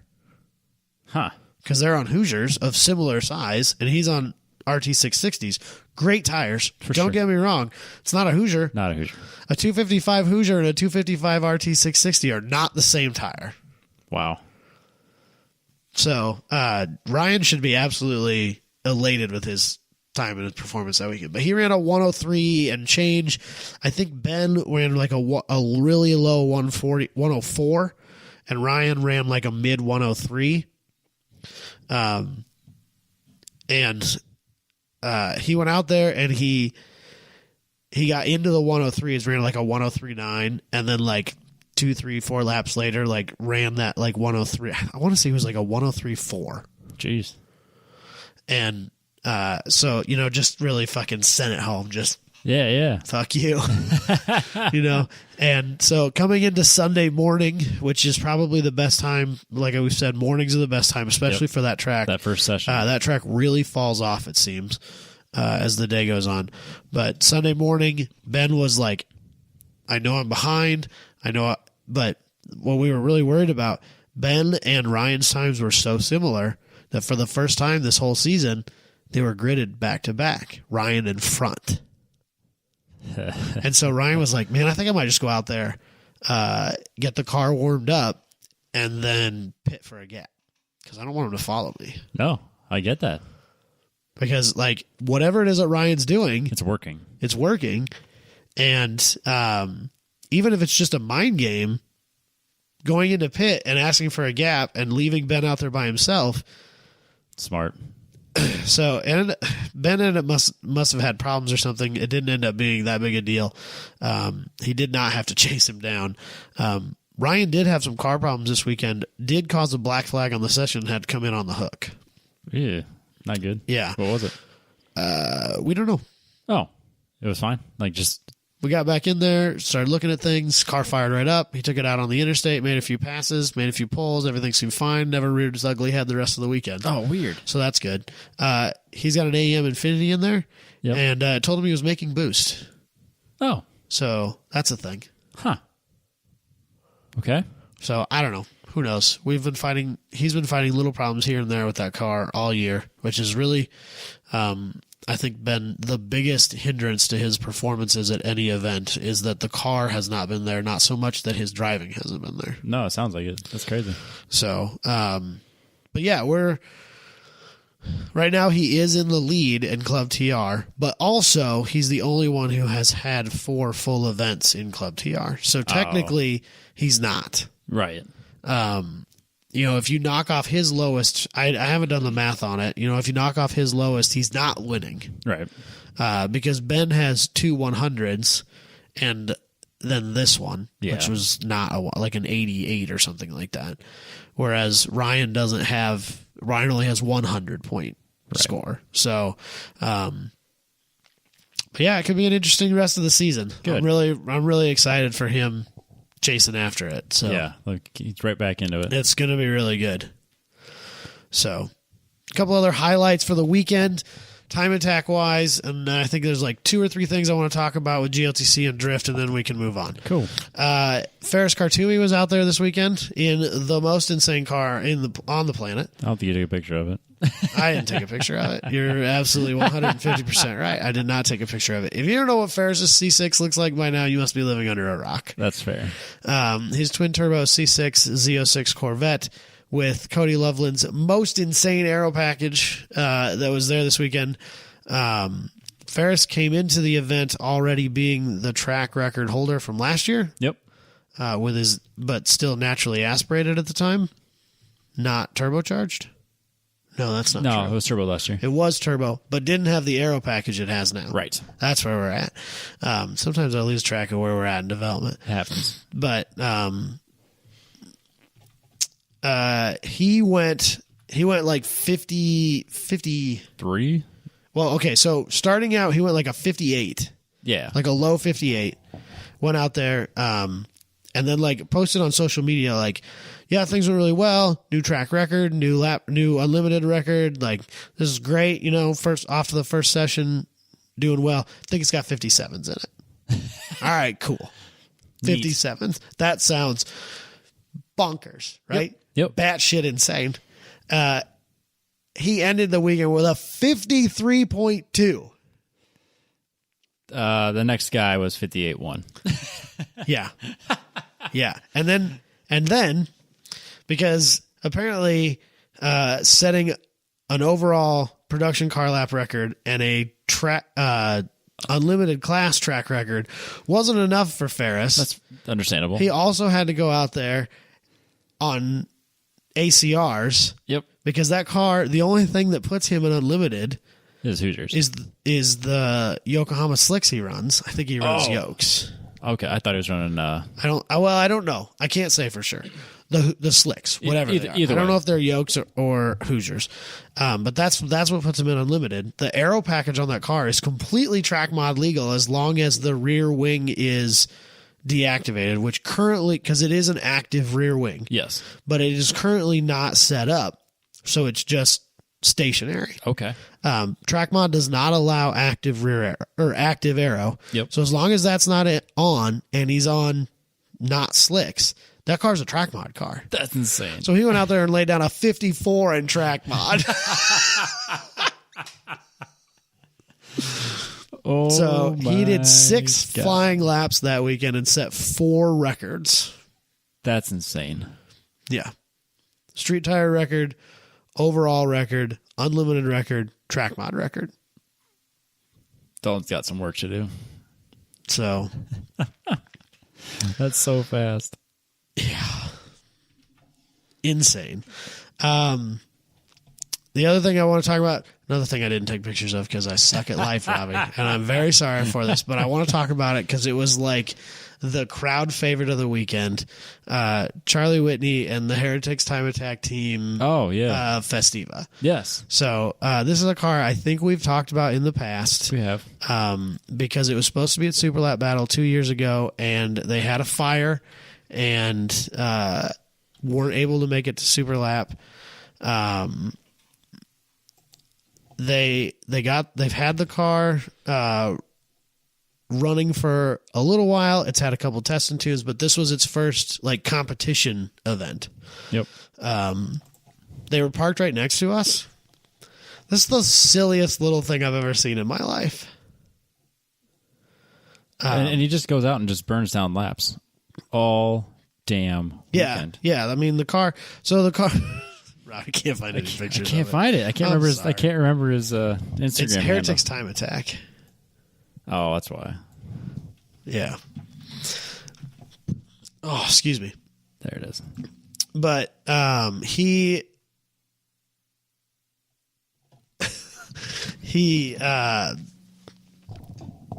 just had the car on the dyno like just before. So the car weighs like 1,900 pounds with driver. Yep. Which is silly. Yeah, it's light. And then he makes like 420 wheel. Oh my God. I did not realize it was that much power. Yeah, it makes like 420 wheel. That's So it's so really, much power. It's like, I mean, that car should be a rocket ship in a straight line. Yeah. And I'm sure they have a ton of development left in that car because, like I said, I think this was like its 4th trip out. Yep. On track and its first competition debut. So you know there's a ton of time left in that car. I think he went like 102, which is It's quick. perfectly respectable. Yeah, that's a quick time. He has like 7 degrees of negative camber in the back of it. Yeah. Because he was telling me that I guess the rear axle is a stick like my Omni, Okay. and that when you put a ton of rear camber in it, it almost like it toes in and out as you turn the in and outside tires. I don't remember which way because I'm terrible with this sort of stuff, but it kind of toes in and out as you turn, and it almost rear steers. Oh. And it keeps the rear end a lot more planted because despite what most people think, a lot of these like really light in the back front wheel drive cars are really tail happy, which I can attest to. Yeah, I believe that. And he said it really tames down the back end of the car and makes it much more manageable. Huh. So he runs sprint car front wheels on the back of that. And uses like a sprint car because they have like a crazy bolt pattern, like this huge bolt pattern. Right. I think it might be like a wide 5 from like a Volkswagen, but I can't be sure. So he runs that, and it runs. So it runs. He had like custom machined a way to run the sprint car half shafts. Oh, geez. And then bolt to the factory axle setup. Yep. So, wow. Yeah, I mean, there's a ton of really cool little things about that car. There was like, and I shit you not, a constant stream of people in and out of their paddock area looking at the car the whole weekend. Good.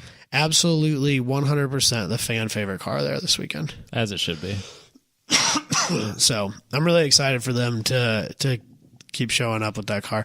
The friendliest people. Yeah, they've been like super nice to us. Yeah. Joe, longtime listener, and you know, a good track buddy of mine at this point. And Yep. First time I met Charlie, the car owner, but just as cool. That's awesome. So that was really cool to see. Dude, that's so cool. Yeah. GLTC things, pretty wild weekend overall. The only thing I really want to talk about, the last race of Saturday, when they were going out, it was like, is it going to rain? Is it not going to rain? What the fuck's going on? And like by lap 2, it was full on downpouring. Oh, geez. Yeah. And so High Cotter won the race before. Yep. And congrats on that. Yeah. His first win. First win in GLTC. Long overdue because he's a crazy driver and an insane person. But so they inverted the first 6, so he was 6th. And I think he made 1 or 2 passes on the oval after the green. Yep. But then coming out of the oval and into the infield, that really hard braking section before the hairpin into the infield. Yep. Past like, I don't know, all 4 cars, 6 cars, I don't know, all the cars for first place in the braking zone, in the rain, on the inside. Fucking crazy. The GLTC moment of the year. Yep. I watched that clip. That's not just me saying that. Eric Catil said that. Yep. So you know that's probably true. It was crazy. I couldn't believe it. We were standing where we could see it, and we were like, no, like we lost it. Yep. Wild. Yeah, that's a. And then the finish of that race, get the fuck out of here. So coming off the last corner, coming into the front straight on the final lap, it was High Cotter and Swenson had been battling the whole time, but JB, Jeremy Boyson, in his little RSX, like closing the gap the whole race and right in there, and he just like kind of took a wide run through that last corner. Yep. And just set him up. And dude, like making the run of the century up the inside. Like I genuinely think they would have finished 3 wide with JB in the front, but Jeremy didn't. I don't know if he didn't see him or what. At first, Jeremy was like pissed about it, but eventually, I think I noticed he said like, the more I watch the video, the more I think about it, the more I realize it was probably a majority my fault.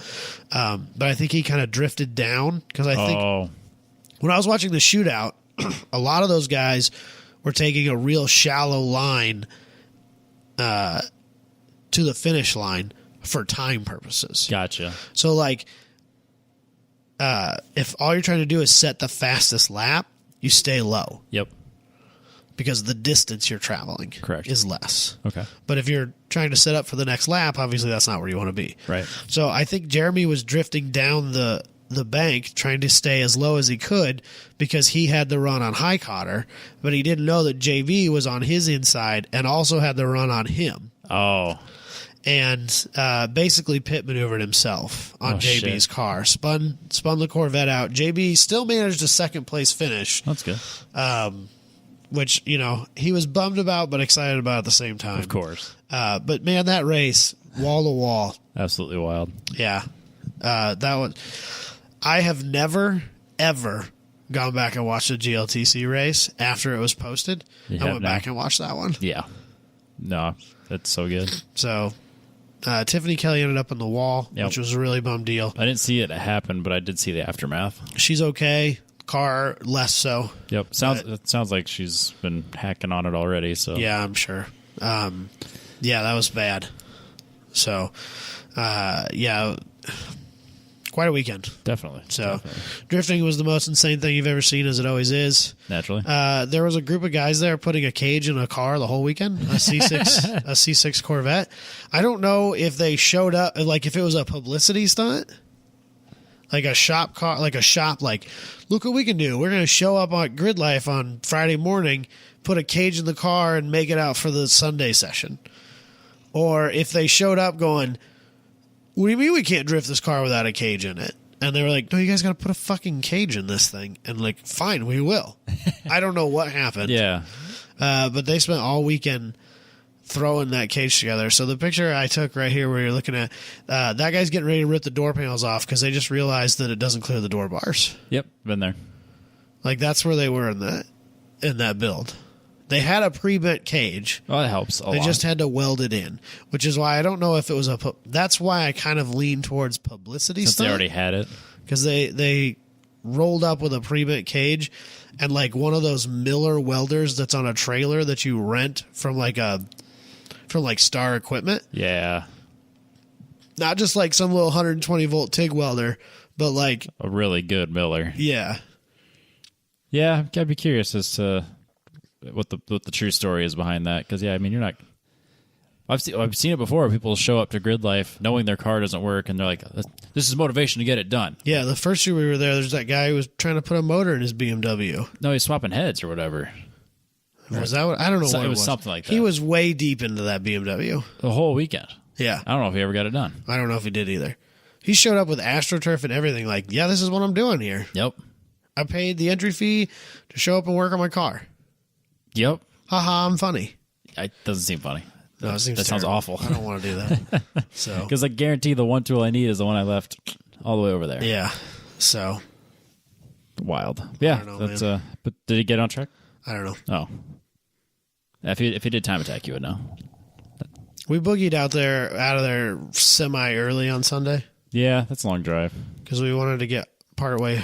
We got partway home on Sunday, and then we did some other family stuff on Monday before we finished our drive. So, It's nice. Break it up. but yeah, Nice. Colorado's cool. I like Colorado. I never made it out of the track to go like watch the rally stuff. So Rally Ready School was there. Yep. And Toyota was a sponsor of the weekend. So they brought a bunch of like TRD Tacomas and 4Runners and stuff like that. Toyota 4Runner? Yeah, 4Runner. Yeah. And they were ripping rides around on the rally course, and That would have been fun. it looked really cool, but I never got the chance to go out there I've and never watch it. didn't make it out there last year either. And then this year they also had set up in one of the garages, they had a little like RC drift car thing that my kid loved watching. He was like, Daddy, we need to buy one of these. I was like, you have your monster truck? He's like, no, I want a little car. Yeah, I need a drift car. And I was like, I don't have enough money for. He goes, I want a car that goes skid or screet or whatever. I don't know. He's got something for it. He doesn't call it drifting, but he's got something for it. He wants a screecher. Yeah. I bet So- we know a guy that could get you one. Yeah, I know. Well, so I'm like, dude, I don't have enough money for that. He's like, I have $1, and I was like, well, we just need like 499 more of them. He's like, well, you have that. I'm like, that's how it works, man. A firm has that. No, absolutely not. So, It sounded like a good weekend though. I'm That sorry. was a lot Sorry of I fun. missed it, but I was at Hallett instead. But before we get into that, this opener sure, why not? is presented by Factory Fabrication.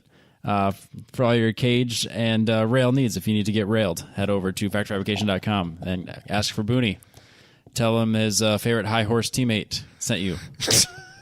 He'll know what you mean. Yeah. But yeah, if you need custom furniture, railings in your home, a cage in your car, sarcastic responses to your idiot questions, he's got you covered. We certainly got you covered there. Yeah, just ask him a question. He'll look at you like you're a moron and tell you the answer, of course. But then you'll feel stupid because you should have known it. But That's fair. that's my life. Good. But yeah, anything you need, factoryfabrication.com. If you can dream it, you can build it. They can build it. You can't build it. He can. That's fair. There's no discount code. Just do it. Factor Fabrication Racing. There is an Instagram page and a Facebook page for that now. So yeah, if you want to follow our racing, Factor Fabrication Racing, or Factor Fab Racing on There you go. Factor Fab Racing. Factor Fab Racing on Instagram and Facebook. Just kind of getting that started right now. Obviously, we're not going to have a whole lot of content yet, but we do have apparently we have a test day at Hallett. You already had one test day. With Stratus Racing. I don't know what that means. They're the other NPO1 team in WRL. Okay. So apparently we're doing a test day with them. Oh, cool. Which is super cool. Yeah, it is cool. Because we reached out to them with some questions, and they're like, oh, here's all this information. And you're like, really? Like all of it? Well, I mean, they probably want a competitive race as much as the next guy. Yep. No, I was kind of the funny thing about it. I honestly can't say enough nice things about the owner of Stratus Racing and that team, just because they were like, here's all the struggles we had. Now you don't have to have them. Cool. Wow. Awesome. Yeah. So just super incredible. Yeah, we'll be obviously doing more development stuff. We got stuff coming to get the seat molds done and just get it back on track and do some more testing and development. And obviously not going to share all the details there, but keep an eye out for that. Before we go any further, though, have you noticed that there's this sweet painting? Yeah, I did. A sweet painting of a certain car. Yeah. That's not your car.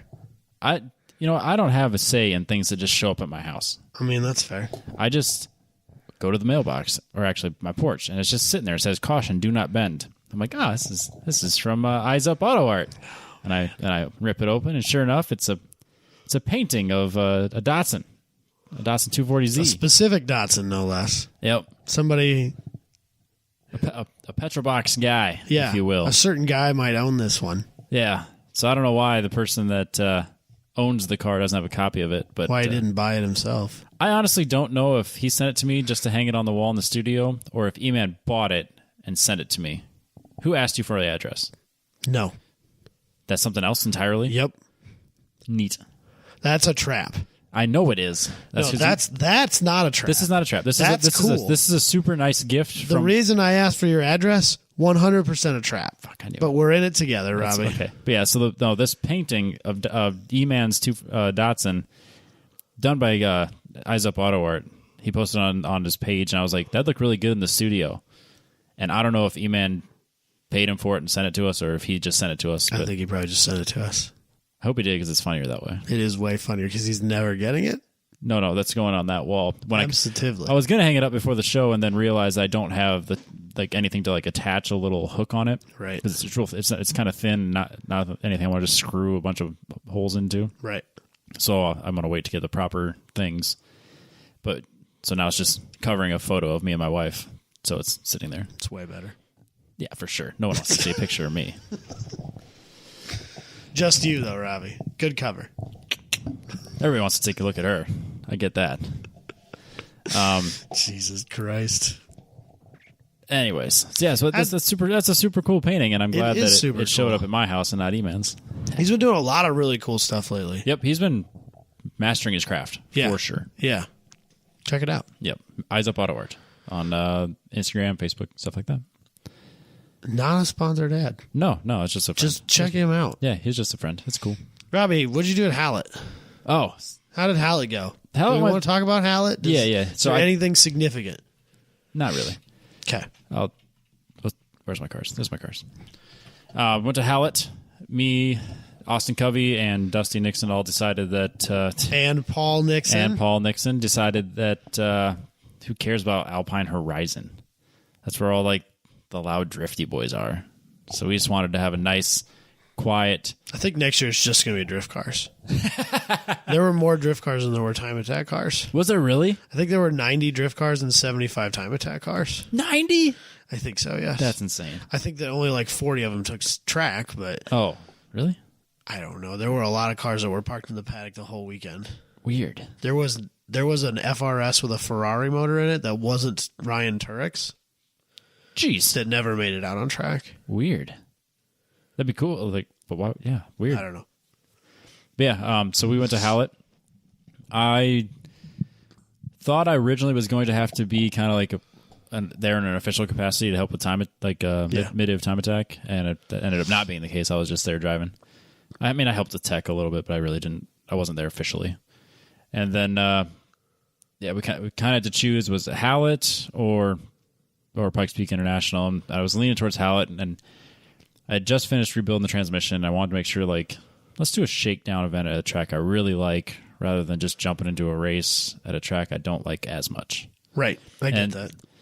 And I knew, again, I kind of made the decision before I knew I didn't have to be there, and I was like, we're going to Hallett.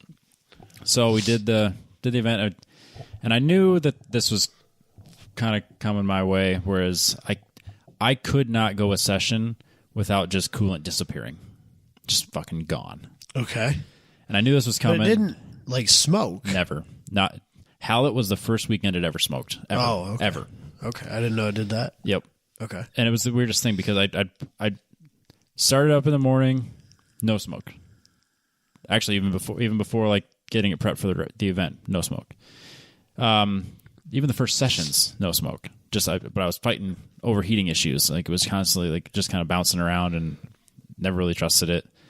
And I come in and wait till it cools off, and there's like no fucking coolant, or I guess at this point water. There's no water in here, so I just top it back off. I'm like, let's just keep going. Yo, yeah, whatever. It's a $300 engine. Who cares?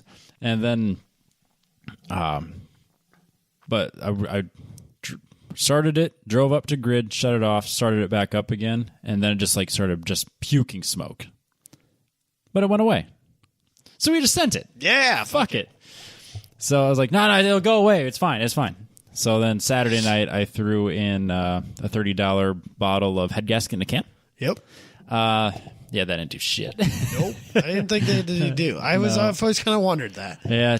I'm sure there's somebody out there with a success story. I've actually had it with some success, but it was like leaking differently, not like this, not into the cylinders. Right. And honestly, I could start the car, idle it, even get it up to $3,000 and just kind of sit there and let it get up to temp, let it bleed itself, be ready to go. It'll sit and idle at like 180 all fucking day. But as soon as I got on track and went anything above like 4,500 RPMs, it would just fill the coolant system with air and then burn all the coolant. Right. Because I think it was getting enough pressure and force to just have that coolant go past the head gasket. Yep. But I went the whole weekend. I never missed a session. That-a-boy. In fact, it's already blown up. Yeah, I got second place in Production C, and I kept getting, I improved every session, and I was a few tenths off of first place. And I was talking to the guy that got first place, and he's like, man, yeah, you're really giving me a run for my money. I was like, yeah, just imagine if I had tires that weren't Toyo RRs. I was like, I could show up with Hoosiers and be in the same class. He goes, no, you couldn't. Yeah, I could. So I was really happy with how I drove and how I just comfortable in the car. Transmission ran great. No grinds, no nothing. Like, it was good. I fixed it. Good. At least you fixed something. I fixed something. Woo! The biggest issue on Sunday was that it felt like I had air in my brakes. Oh, even late Saturday, it felt like I had air in my brake lines. So I bled them. Sunday, same thing. It was like everything had to take an extra pump. So I'd pump them and then brake. That was just, which is not great. That's not a great way to do race or time attack or anything. So I finished the day, came home. I bled them again this week. Took it out for a test drive, and it was they felt great, like no issue. But like I thought it was something to do with the vacuum boosts too, because it just like as soon as it gets any sort of like vacuum in the booster, it just feels like a dead pedal. Like because but I can't run without it because like it's not set up to be manual. Right. But I took it out for test drive. Everything felt good.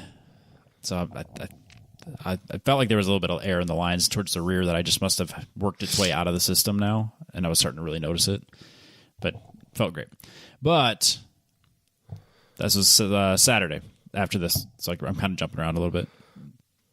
Yeah, we'll get to that later. We'll finish Hallett. Hallett went really well for me. Hung out with Dusty and Austin. It was really cool. Just kind of just relaxing, hanging out. Like seriously, I went to bed at like 10 o'clock. Yeah. It was like a super chill. I could easily have done that every night we were there. Yep. It was a super chill event. And I love Hallett, so we ran it backwards, and that's always fun. And I was able to get comfortable going over that last turn, going down the hill into the front straight and carrying a decent amount of speed and bridging the gap between the guy in first place. But he had more power with his BMW. I could watch him just like walk away from me once we got to a certain point. Yeah. But it's like it was. So it's not that came in there. No, I was comfortably in front of him. Oh, okay. Later in the week, him and I were real close the first few sessions, and then I finally got my legs under me, and I actually felt like I was getting grip out of the Toyos. Yeah, which I never felt that way at Gingerman. Just I don't know, it was just different surfaces, different temperatures, and I just felt like kind of how I remember Toyos feeling, like Good. Just not great, but there was some grip there, right? And I was comfortable sliding the car and like finding that slip angle and being comfortable. But yeah, just a super fun weekend. Really nothing too notable there. Just a fun track weekend at Hallett. Yeah, spent maybe an hour wrenching on the car, besides the fact that it just always overheated. Yeah, well, what are you going to do? Yep. No, good weekend there. Then came home. This would be Saturday last weekend, and obviously we didn't do a show. Just crazy busy week between you working and then like I had a bunch of other stuff. And so, like on Saturday, I'm like, okay, we'll get the car ready for Topeka. I'll be real early. You know, like I know the head gasket's on. I know the head gasket's on its way out. but like that early, that gasket in the can seemed to help. We can limp it through the season. Took it out for a test drive. Brakes felt great. I bet I didn't go. I never even like got on the throttle. Just like I drove out of my place down the gravel road for a couple miles onto the highway. Didn't even barely get up to 60. I'm just watching the temps go zing. Oh no! All the way to the top. Like, fuck. Like I got my OBD2 plug-in in it. I'm watching it going. Fun fact: the ApexPro tops out at 240. It just stops measuring at that point. Nice. Nice. Like I'm watching the oil temps going, okay, they're still low. We're good. I'll just limp this home. No, I got the little laser thing out, and I'm checking the all the pipes and stuff, and it's like, no, it's above 240. This thing is fucked. Damn it. Fucked. So then I'm like arguing with myself, like avoiding the fact that it's like I'm thinking, okay, maybe this feels funny, like maybe because like honestly, it felt like the driver's side. Where the coolant feeds into the engine before the thermostat was like fucking 100 degrees. Oh. And I was like, well, is it not opening the thermostat? And then just like cycling the same just fluid like over and over. Is it just like burning up the other side? So I'm messing with that, and I'm like, that can't be right. And then like I let it sit for a while. I don't know if it just like because I had been messing with the fans on, that it had blown that cold enough that it felt that way. Okay. And it wasn't actually the case because like the thermostat actually opened on its own, just sitting there later when I let it run without the fans on. So I'm like trying to convince myself that it's not just the head gaskets, even though I know it is. Yeah, I mean we've all been there, Robbie. So I'm diving into it, and like I come to the conclusion, like, no, it's like at this point, like I let it sit and I rebled the system, double checked everything. I'm like, okay, we're okay. And it just all of a sudden puke and smoke into my garage at idle. I'm like, nope, we're done here. Damn it. Killed it. Just take it apart. Killed it. And before I even started looking into it, I'm just like, I did the car when it hadn't even cooled down yet. I started pulling parts off of it. Saturday night, I had the whole, almost everything disassembled except the front timing assembly and the heads themselves. Yeah. And that was when I called it a night. It was like 10 o'clock or maybe even 11 o'clock. And I was like, that's enough. And then I figured I would watch Formula One in the morning, get the factory service manual pulled up. Wildest race ever. Yeah, it's crazy. Which of course I'm like so distracted that it doesn't even matter. I'm like not even watching it. Yeah. So I'm like going through the service manual. It's like what steps I need to follow to take the timing. So of course it's a V6 with dual overhead cams, which means the entire front assembly comes off, all of the timing assembly comes off, cams come out. Everything comes out. I could have just pulled the engine at this point. You should have just pulled it. When I went to your shop, I was like, "Oh, the block's still in there." Like, well, why, Robbie? Why didn't you just pull the engine out? I'm used to the LS, where it's just like instead of leaning over the car the whole time. It really was with it. I could have took off the radiator shroud thing. in the front made it even easier. It honestly wasn't that bad. Once you remove the radiator, there's really a decent amount of room. I know, but there's not as much room as it's sitting on an engine stand. Yeah, and like even with taking the heads out too, I just disconnected the manifolds from the exhaust and just pulled the whole thing out with the manifolds attached, or the headers attached, because it was way easier that way. But honestly, it was just time consuming. It really wasn't that difficult. Yeah, and just like second guessing myself, because like I'm getting it done. I'm like, this cover's not coming off. Oh, that's because you got to drop the fucking oil pan to get to the 2 bolts that are on the bottom. God damn it. I was so mad. So fucking mad. So stupid. You drop the oil pan, so you get to those bolts, then you got to take another bolt that's inside there to take the other front timing cover off. And there's 2 bolts on the front timing cover plate. There's 2 bolts in the oil pan. On the back timing cover plate, there's a bolt in the oil pan and one on the outside. You got to remember to get both those, or else you fight that for a long time. Then, of course, it's RTV'd all the way around, so you get to spend a whole bunch of time just prying that off, thinking you're breaking shit. Yeah. So I spent all day Saturday and a good chunk of Sunday getting it all disassembled, cleaned up. So I probably should have done this right the first time, which is, I just threw the engine together with factory replacement head gasket, factory replacement head bolts, like a $25 head gasket kit or whatever, and like a $25 head bolt kit. So it's like not that expensive. So now it's getting the Comedic head gaskets, which are like $180, and then it's getting ARP studs, which are like $200. I support the ARP head studs. I question the head gasket. You don't like Comedic? So Josh Fess will back me up on this. It seems like a lot of times the OEM gasket is just as good as anything else out there. Oh, that's definitely not the case from what I'm seeing, and I'm sure 1,000 people have different opinions. But that is as much car engine manufacturer dependent as anything. So I guess do your research on it and see what everybody else does. But I don't know. And then the heads are at the machine shop now getting decked. I called them today. I was like, "Hey, what's your lead time?" He's like, "I don't know, like 2 days." I can't. Okay. I can't believe. I was like, "I'll be there at lunch." I hope it's true, Robbie. Because even when I dropped him off, I was like, "Hey man, let me know if it's not going to be this week." He's like, "Oh, it'll be." this week. You're just decking heads. It's 20 minutes worth of work. It should be fucking easy. You're doing both. Yeah, I'm getting both cleaned, and then both decked, and then that's it. And I did like the factory service manual check where you put a straight edge on it, and you check with a feeler gauge, and arguably it was within the 4,000 spec, but I'm still decking them anyway since it's a part. But yeah, it's hopefully it's not the block. It didn't look like it was the block. I did the checks on that too, but yeah, I mean, we know it overheated, so it wouldn't surprise me if the heads are warped a little bit. Yeah. So yeah, getting that checked and replaced, and I don't know. The high horsepower guys say get the HKS head gasket, and that's $380. Whoa, Jesus which is Christ, fucking that's absurd. Insane. It better be the best sealing head gasket on the planet. Jesus. Yep. So there's you have the OEM ones, which are even like on Z1 or like in Juku, or specifically like these are junk if you do anything beyond factory replacement for a factory like street car. Right. And then they have Comedic, which are like 180, Tomies, which are like slightly less than that, and then you have the HKS. Like those are your options. Right. And I know, OEM is not the way to go apparently. Okay. Well, fair enough. So I don't like, LS World and stuff like that. I think people have as much trouble with aftermarket ones as they do with stock ones. I would. I think that's true. I think I had stock ones on mine. There was no issue there. Yeah. So no, I'm going with Comedic. I know that those are recommended to me by other people too. So we'll give it a try. And then, those are on the way. Bolts are on the way. Heads are getting decked, and the plan is to have, by the time you're listening to this, back together.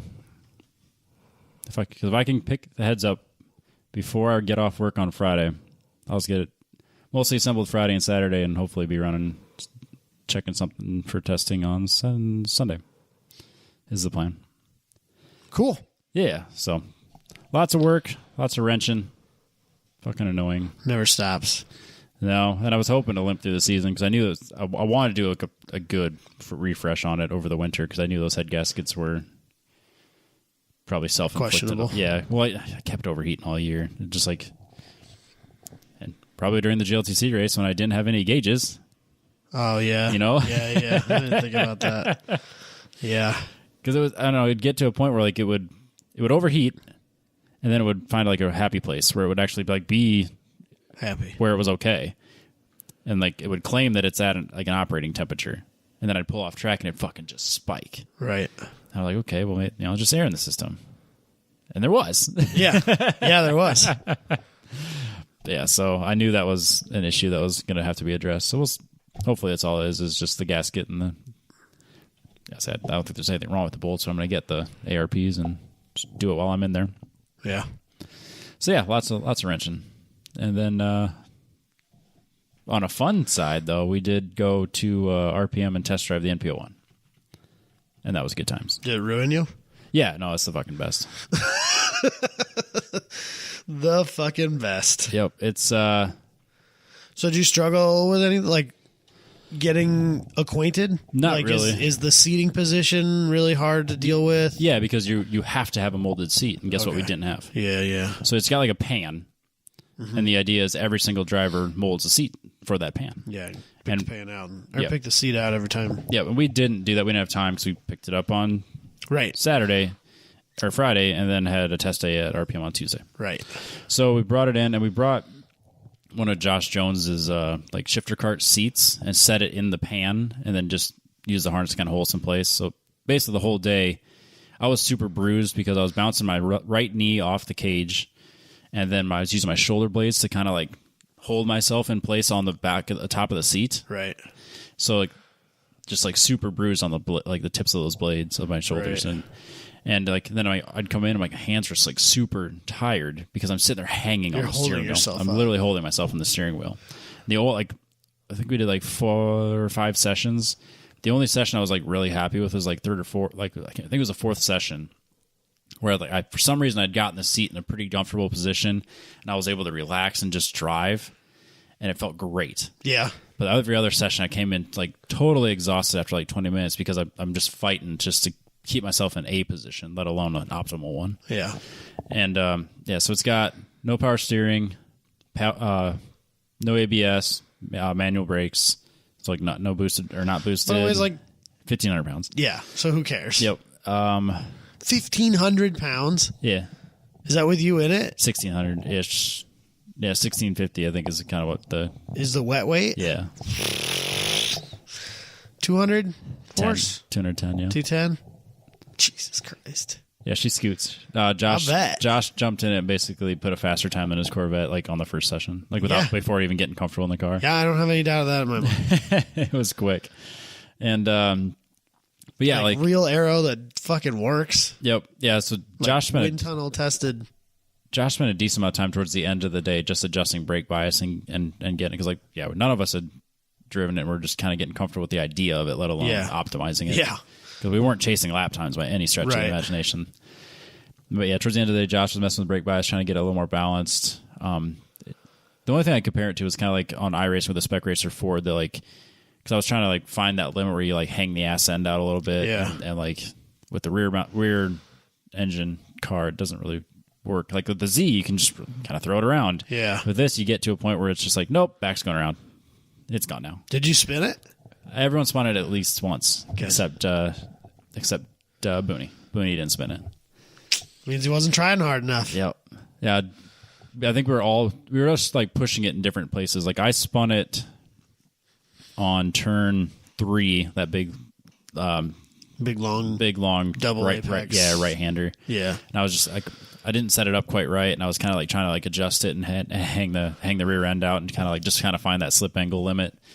And just looped it there. And then Jordan did this like through that chicane into like 12 or 13 or whatever that is. That's where you got to watch yourself. There's a tire wall over there. There's a corner station over there too. Yeah. He was nowhere near it. But. Oh, okay. Interesting. But yeah, so he looped it there, and we're like, just getting comfortable with the car. But it was like I come in, you're just like soaked in sweat, exhausted. Get out, and it's like, all right, hurry up, I want to get back in. Thank you, Daddy. I want another. So is it? It's sequentialed. Yep. Is it paddle? No, it's got the stick. Okay, so does it have a full circular steering wheel, or is it kind of like a butterfly, like Formula car? It's a Formula. What you think about when you think of, or what you think of when you think Formula car steering wheel? Yeah, okay. Yeah. It just doesn't have the top because you can see it just has like the half. So it does have a bottom, kind of. It has a flat bottom, and then it's open so you can see the aim dash. Okay, and it's so good. Is it like really tight steering? Like yeah, pretty tight. Like half turn lock to lock, or yeah, I never had to put my hands over each other. Yeah, that's what I mean. No, it was pretty tight. That's so rad, Robbie. It was the absolute best. Yeah. Does it make like all the greatest race car sounds in the world? Yeah, that's all it makes. Because that engine's like right behind you. Yep. It's loud. That drivetrain just whines. Yep. I'm sure. Straight cut. Yep. Insanity. And it took a little getting used to, and the sequential's not adjusted quite right, so you have to lift a little bit to get it. Oh, okay. So we were kind of like finding that sweet spot because you lift a little, just a fraction. You gotta get that fixed. Yeah. So there's a service bulletin to do after you do your initial break-in to change that.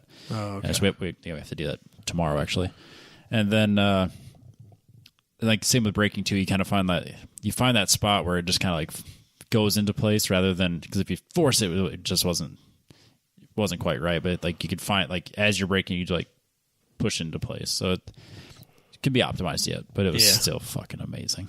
So good. Oh, Robbie. I can't get enough. I just want to drive it all the time. I bet. All the time. I'm really sad that it's not going to make it to Heartland Park. Yeah, Booney will be at Le Mans. I mean, Booney's not the only driver. We got too much to do to it. Plus, the next weekend would be Hallett. I know, but it'd be cool. Jabay told you get a lot of laps. We get a lot of laps at Hallett, too. And we'll all get to be there. Lots of eyeballs. That's the selling part. On your fresh new team. Yeah. There's other events we'll be at. That's all good. Yeah, damn it. You can bring it to Road America instead. Oh, that'd be sick. That'd be perfect. That'd be perfect. Yeah, that would be pretty awesome. But yeah, it's the absolute best. Even like on RS4s, it just rocket ship. It goes, man. Turns like nothing you've ever like. We weren't even best close turn in. Yeah, we weren't even close to optimizing the brake or the grip, and it was still so good. That's so dope. Yep, it's the best. I can't. I like how you just sit here and stare at it. Yeah, you should. Like you just sit here. You're staring at your feet, like spacing off, like forgetting that. Oh, I'm supposed to. I'm on a podcast. Yeah, I'm on a podcast. That's okay. I don't care about the podcast. I care about the NPO one. Factor Fab Racing on Instagram and Facebook. But yeah, as like the whole time I'm wrenching on the Z, I'm like I should be fucking done with this stupid thing. But I want more race time. So the Z's getting done. Yeah. And I said on the show I was going to fucking be at Heart. I did this to myself. I spoke this to yourself. Spoke this into existence. Yeah. Speaking of things you did to yourself. Yeah. I said I'd be at Heartland one way or another, and by God, I'm making sure that it's hard. Thankfully, I left myself some wiggle room. So did you? Yeah, I said 80%. Oh, that's not. That's too much. You should have said 50 because 80's a yes. I should have said 30% because that's what it's looking like right now. I'm feeling pretty good. If he can get those heads decked in 2 days, if he can get them decked in 4 days, I don't give a shit. As long as I pick them up Friday. Yeah. And then if the bolts and everything else actually shows up, I mean, they all ship today, so I mean, it should be no problem. Oh, spark plugs, obviously. That too is getting replaced because they were kind of ugly. Really? As you can imagine. Oh, yeah. Burn it. Sorry, Coolant. I'm thinking NPO 1. No, the NPO 1's good. That's just optimizing at this point. Yeah. But yeah, we just got to get the seats sorted, and then we start focusing on development. We got the vinyl here, too. We'll start wrapping it here. Cool. Yeah. I think what else have I been? Oh, I dynoed the GTO. Yeah. What'd you get? 409 409 wheel horsepower. That's not like 397 torque. That's not like an insignificant amount of no, because power. it's advertised at 400 cranks. So I mean, right there it is. So, I mean, it's more than the 240 made by us. Pretty because what was that? 340, 315, 350. Oh, 315. Yep, 315 with that new file drive. Oh, that's right. Because it actually dropped it from a little bit. Yeah, like 15 horsepower. Yeah, just the way it reads. Yep. So it scoots, and I bring it in and like damn, the thing cleans up good, doesn't it, Robbie? It looks good in pictures. The paint's not near as perfect. Someone should buy that. It's for sale on Instagram or on Facebook Marketplace right now. Oh, is it? Oh yeah. Oh, I didn't know that. Nope, I want it gone. I haven't seen that. I brought it into offline performance and was just like it's like I here's what I can tell you about it and kind of listed everything that I had available and just said I need idle surge is really bad, so I'd like to have that fixed and just get it optimized. So then I think he did about 12 pulls by the time he got it all sorted. And honestly, the only issue I really have with it, like if I go to start it right now, it'll try to start, not start. And as soon as you like bump the key the second time, fires right up, no problem. Just it's the weirdest thing, like, and it never recreated itself on the dyno. Right, of course. I was just like, if I have to try to turn the key twice, I guess it's not the end of the world. Yeah, but everything else is like it idles fine. It runs a lot better now. Oh, it's so smooth. All that stuff. Oh yeah, all that sorted. Yep, it's awesome. Yeah, he's like, you could tell that whoever tuned it only focused on the top and never fucked with the idle. At all. It's a drag car, man. Yep. So it's like wide open throttle. Who gives a fuck? Yeah. So he goes like the ECU is trying to like find idle at like OEM spec or whatever, right, and it's obviously not going to do that with a cam. Right. So it's just he fixed that and got it idle. It's has to idle like 950 or whatever, but it idles. Neighbors love it. It's 6 a.m. Oh, Robbie. I haven't drove it this week yet, though. You're going to miss it, though, aren't you? You said that about the 240, and I really don't. You think you're going to miss this more than the 240, though, since you've been driving it to work and stuff all the time? I'll miss having a daily driver that's not a pickup. Yeah. You need to buy a Fit, apparently. That's what everybody's buying now. That's the way to go. It's really annoying. No, if I had, like, just, like, if I could sell this and didn't have, like, any sort of financial needs elsewhere, I'd do, like, a Scion XB Ute or something. That'd be super fun. Yeah, it would be super dope. I am about that life. Just a fun little to and from. I am so, I feel like if that wasn't such a huge undertaking, I'd like do I it. feel like you're putting too much thought into it, Robbie. I don't want a project. I just have want to Sawzall will travel. Yeah, that'll work, but I don't want to drive that every day. Why not? Because that's too much work to make it where I want it. We'll make it work. Don't give me that hope. Come on, Robbie. Don't give me that Come hope. on, Robbie. Don't. We know some people. We do know people. People who work in body shops every day. And fab guys. Every day. Yeah. I don't want to spend any more money on it. Nah, we don't need to spend many monies. Too many monies. XBs are like $3 I know on they are. Craigslist right now. An XB would be a great car. There's like, they look like little tiny things. And then you jump inside and you're like, there's so much room. That's a Fit. They're huge. Everyone keeps telling me that's why the Fits are the best. Yeah, they're and I keep tiny. telling them, no, you're wrong. Fits are boring. Find something else that's interesting and fits in a Sunday Cup. Like a Scion XB doesn't fit at all. Oh, but it does. I'll bet it totally does, and that's great. You should do it. That'd be awful. The big box, the ugly thing. I bet it's got horrible rollover rating. Hilarity ensues, Robbie. That's true. But so we get it. Fiestas are Sunday Cup legal, and they're like one of the most rollover hazard cars on the planet. I think the XB's got to be worse. We rolled one of those at a local autocross. Yikes. An ST, no less, which is supposed to be way better. Huh. And you can't run an ST in Sunday Cup. They make way too much power. Do they really? Oh, God, yes. That's awesome. A Z24 Cavalier, Yep. too fast for Sunday Cup. Whoa. But the S2000? S2000 is a Sunday Cup. That's Club TR. That's Club TR. It's totally different. I was so confused for a second. I was like, wait That's a second. GLT. That's nearly GLTC power to weight. That makes way more Sunday Cup is literally half that. Yeah. Sunday Cup is 25-1. That's perfect. That is perfect. But anyways, so the GTO, got the numbers, got it running nice. We get outside off the line. He goes, you do realize that you're obligated to do donuts when you get your tune here. Oh, okay. I didn't know that. But is that not the most gorgeous shop you've ever been in? It's the best. That place is fucking insane. It's so good. It's a really and it's not even done yet. It's like half done. That's a shop that we as Des Moines car people should be proud of. They've really done themselves well there. Yes. That place is fucking amazing. Yep. The shop is amazing. He's got a bunch of storage that right now he's just got people like keeping cars there. Yeah. And it's not like it's only half done. Like the other half of the building's not finished. Where is it? It's over kind of by, how do I describe this? Because it's nowhere close to where they used to be. No. Right? Well, kind of. Because we did a show in their old place with Zion Designs. Honestly, it's only a couple miles south of that. Okay. Maybe not even miles. A mile. But still, like, kind of off Euclid? Yeah. Or off... yeah. Like, if it's I can't think of what the street is. It's the same exit I take when I take my scrap metal to all those places. It's, like, right in that area. Down to Alter and stuff like that? Okay. Yeah, it's right in that same area. Okay. Honestly, I can't think of the street, and I'm not going to look up the address. Nope. But, so we get outside, and this tuner's like, yeah, you're obligated to do donuts. I'm like, okay. I can't admit to him I've never done a donut. No, you can't tell him that. You can't tell anybody. Robbie, how bad are we? I've never done a donut. I'm going to be completely honest with you. You've never done a donut I don't either. think I've ever done a donut. I think I did Not on purpose. I think when I got my first, when I first had the Spinning out on a racetrack doesn't count. No, it doesn't count. I think when I first got the 240, I tried to, but it's open diff, and I was like in high school. Yeah, and it only had like 150 horsepower. Right, it doesn't do it very well. Right, in a school parking lot. Plus the cop was there. Yeah. So I think I've never done a donut. Yeah. So then we get out there, and I'm Did it ruin you? Yeah, it was fun. So we get out there, and I kind of get myself away, like in the as center as possible, away from everything, because that's a parking lot.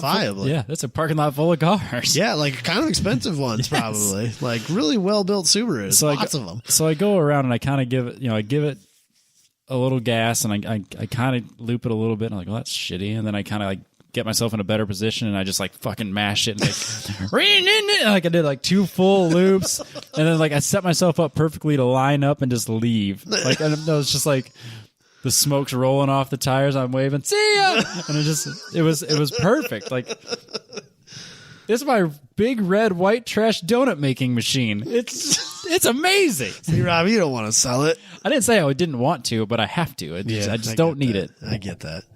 It's a stack of cash means more to me than that means to me. The MPO1. Yes. That means more to me. Eye on the prize, Robbie. Absolutely. No, the GTO's got to go. It's for sale on Marketplace right now. And in all reality, I'm going to drop the price to a more like I'm going to sell it quickly price. That's like 2, maybe 3 WRL events, probably. Oh, yeah. At least. Maybe even 1. Yeah. My dad was like, why are you not a part of that? And I was like, no, Dad. Nope.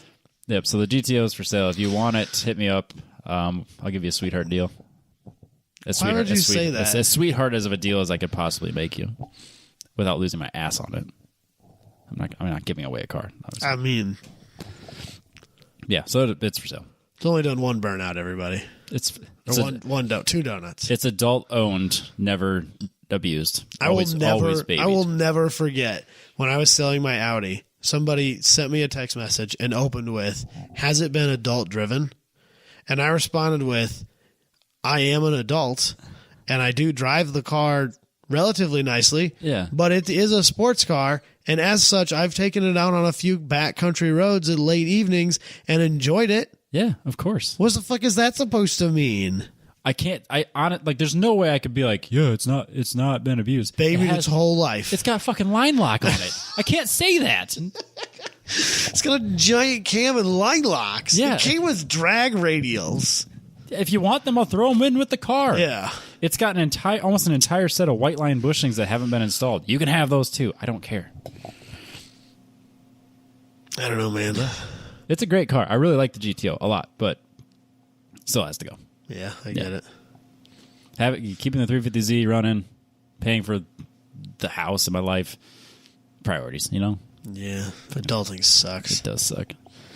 Yeah, being married to a college student sucks. That's what that comes down to. She's about to make money. She is. Mine's just going to continue costing me more. Fucking kids. Another kid on the way. Were you not supposed to share that publicly? This was definitely the first place it got announced. 100% the first place. We have not publicly posted it on the Facebook. That's right. You haven't. Besides on the show. Yes. I have not. Katie and I have not said anything about it publicly.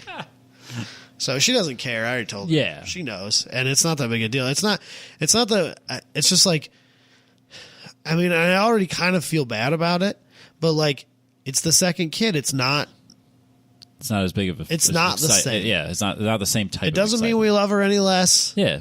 It's just like, I don't fucking care if anybody cares. Fair. Nobody. I mean, the people who I want to know. Yeah, I told them. That's all that matters. And I don't care if the 350 people who I don't know on my Facebook page know or not. I couldn't care less. No, that's not important. So, Unless they're going to send you baby gifts, and then I mean, they're probably not gonna. Of course not.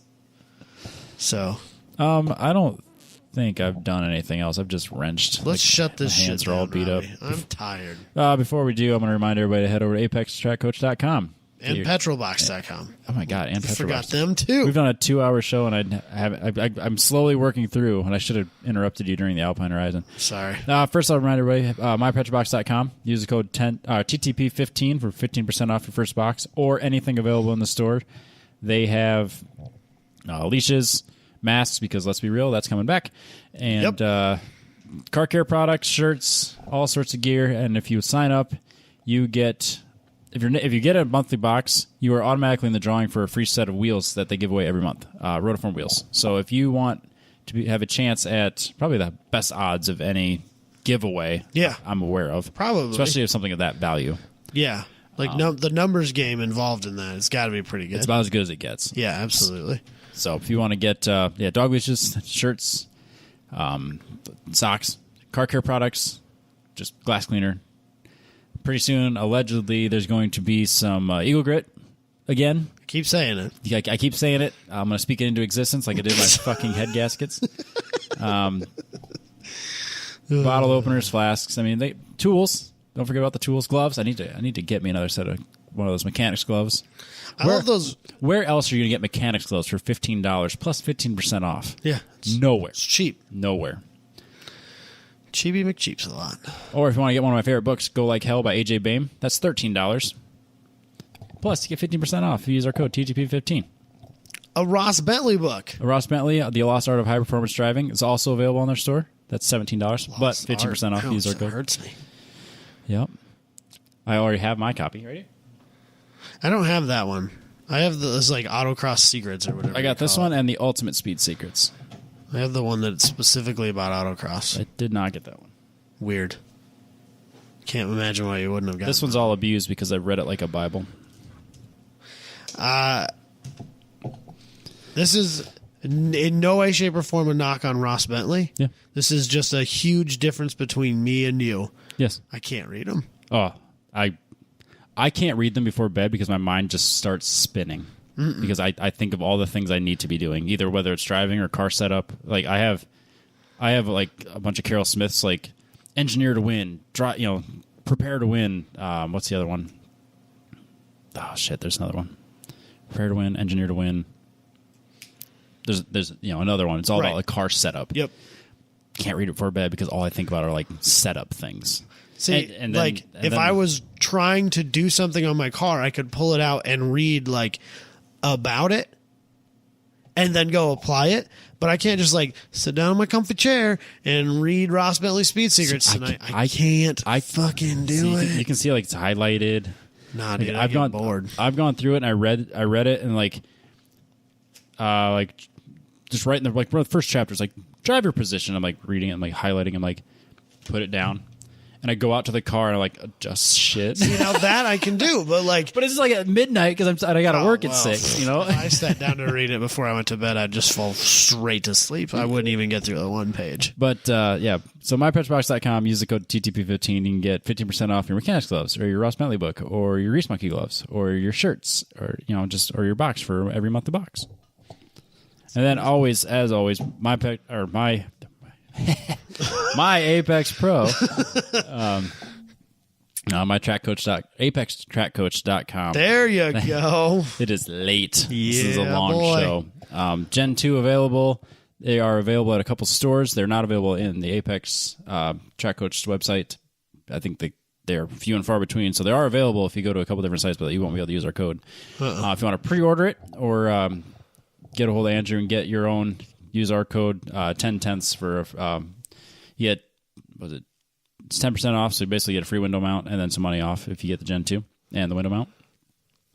It's still probably the cheapest, best data you can get for entry, getting into data. And the Gen 2 looks like it's going to be absolutely incredible for just the added bonus of making you faster on track. Yeah. And I can't wait to get my hands on it. I'm super jealous of Scott that did. And I know the only reason we don't have ours is just because there's a wait list. And the people that actually use the code are on the list already. Hell yeah. And so I'm not too selfish that they don't get theirs first. That's fair. Even though I want to be. I want to be selfish. I want my own. That's fair. And when I have it, you aren't going to get me to stop talking about it because it's going to be me gloating over the fact that I have my Gen 2. You got a place to put it in the NPO one? We can make one. That's easy. You have to find a place for it. Oh, yeah, for sure. Even if I just use it for the lights, well, we already have the aim system and all that stuff already, but still going to use it. Aim is hard to use between sessions. It is. It's extremely difficult because you got to pull a laptop out and you got to put it into... I'm not saying it's not powerful. It's really powerful. It's really powerful. Great, but it's really hard to use. Yeah, Apex is... ApexPro is super fast. You just pull it up. Which makes things so easy. Yep. We use it a little bit at Pikes Peak. Absolutely. Ryan had it in I think 1 or 2 sessions in his car. And we kind of went over it a little bit Friday into Saturday. And Saturday he went faster. I'm just saying. It's true. You doing a quick review of just kind of seeing what you're doing. We really didn't even dive into it because we were half asleep. Right, but just kind of putting your mind we found one little place where I was like, oh shit, there's some time there. You are coasting here, there's man. some time there. We can fix this. Yep. And he went faster. Yep, no surprise there. That's ApexTrackCoach.com. I about said it wrong again. Winners use it. I'm tired. Winners do use it. And I'm using it anyways, but it wasn't in Ben Thorne's car. No, it wasn't. It might be. I have no idea. Who knows? But it was in Ryan's. It was, and he won. That's all that matters. It wasn't in Dalton's, and he didn't. Exactly. See what that Garmin gets you.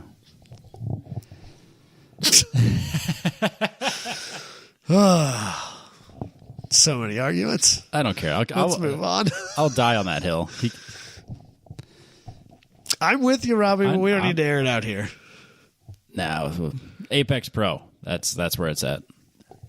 I think we made up for the fact that we missed a show last week. Yeah? It's a long one. Is it? 2 hours and 20 minutes. I had a lot to say this week. Yeah. I had a lot going on. Yeah. Busy. Some good, some bad. All bad. I'm sure everybody laughed at us about it, though. It's fine. Yeah.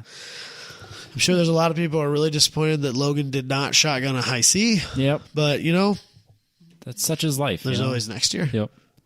No, that's okay.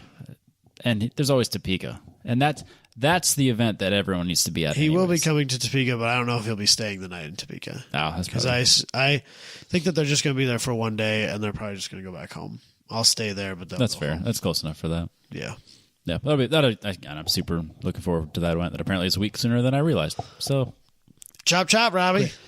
No, it's the exact amount of days. I know I had 20 days from when I took the heads off the car. I was like, you have 20 days to get this back together. Yeah. Which apparently I'm only going to need 7. I hope you do. I hope so too. Everything should be here by Friday. I hope. Yep. Or I'll be super pissed. You'll have that. Yeah. Let's shut it down. All right. Catch everybody next week.